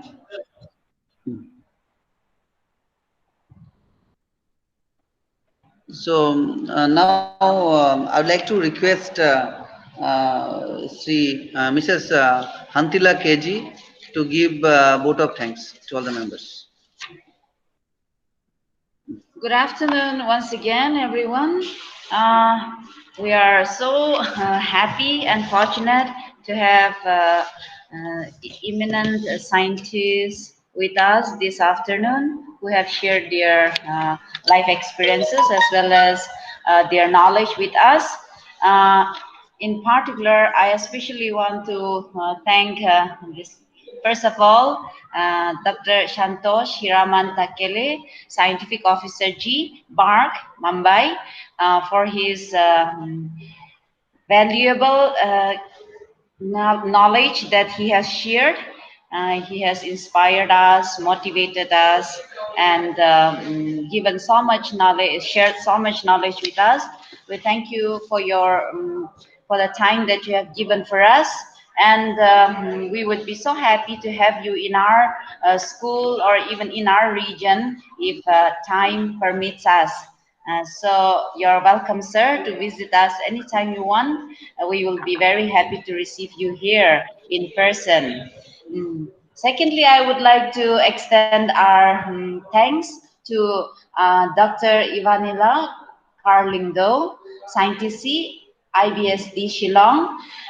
We are so happy to have an alumni and a scientist with us who is continuously supportive and has been continuing to inspire us and motivate us through her knowledge. And this afternoon also, the information that she has provided us about the use of bamboo and also the valuable resources that we have in our region is so valuable. And we are so thankful for all the information that has been provided to us this afternoon about bamboo, madam. We hope that you will continue to support us and also continue to inspire the young generations of our Northeast states. My thanks also is extended to our principal for continuously providing us guidance regarding Vigyan Jyoti program and giving us supervision for all the work that is to be taken up, for organizing all the activities, and always being as a supporter in all the activities. We also want to thank the Vigyan Jyoti coordinator of this unit, our JNV, that is Sir Sudip Paul, PGT Chemistry, for his untiring efforts to make the various activities a success. And we also extend our thanks to all the science teachers of this JNV for working together, for working as a team to make these activities a success. We also want to thank all the students and teachers of Vigyan Jyoti program and members from JNV Khanapara as well as JNV CRPF, and of course and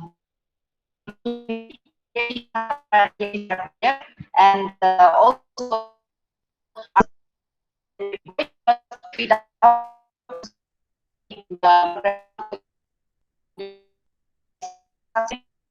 all your valuable time, the valuable resources that you have provided us, and so that thank you so much.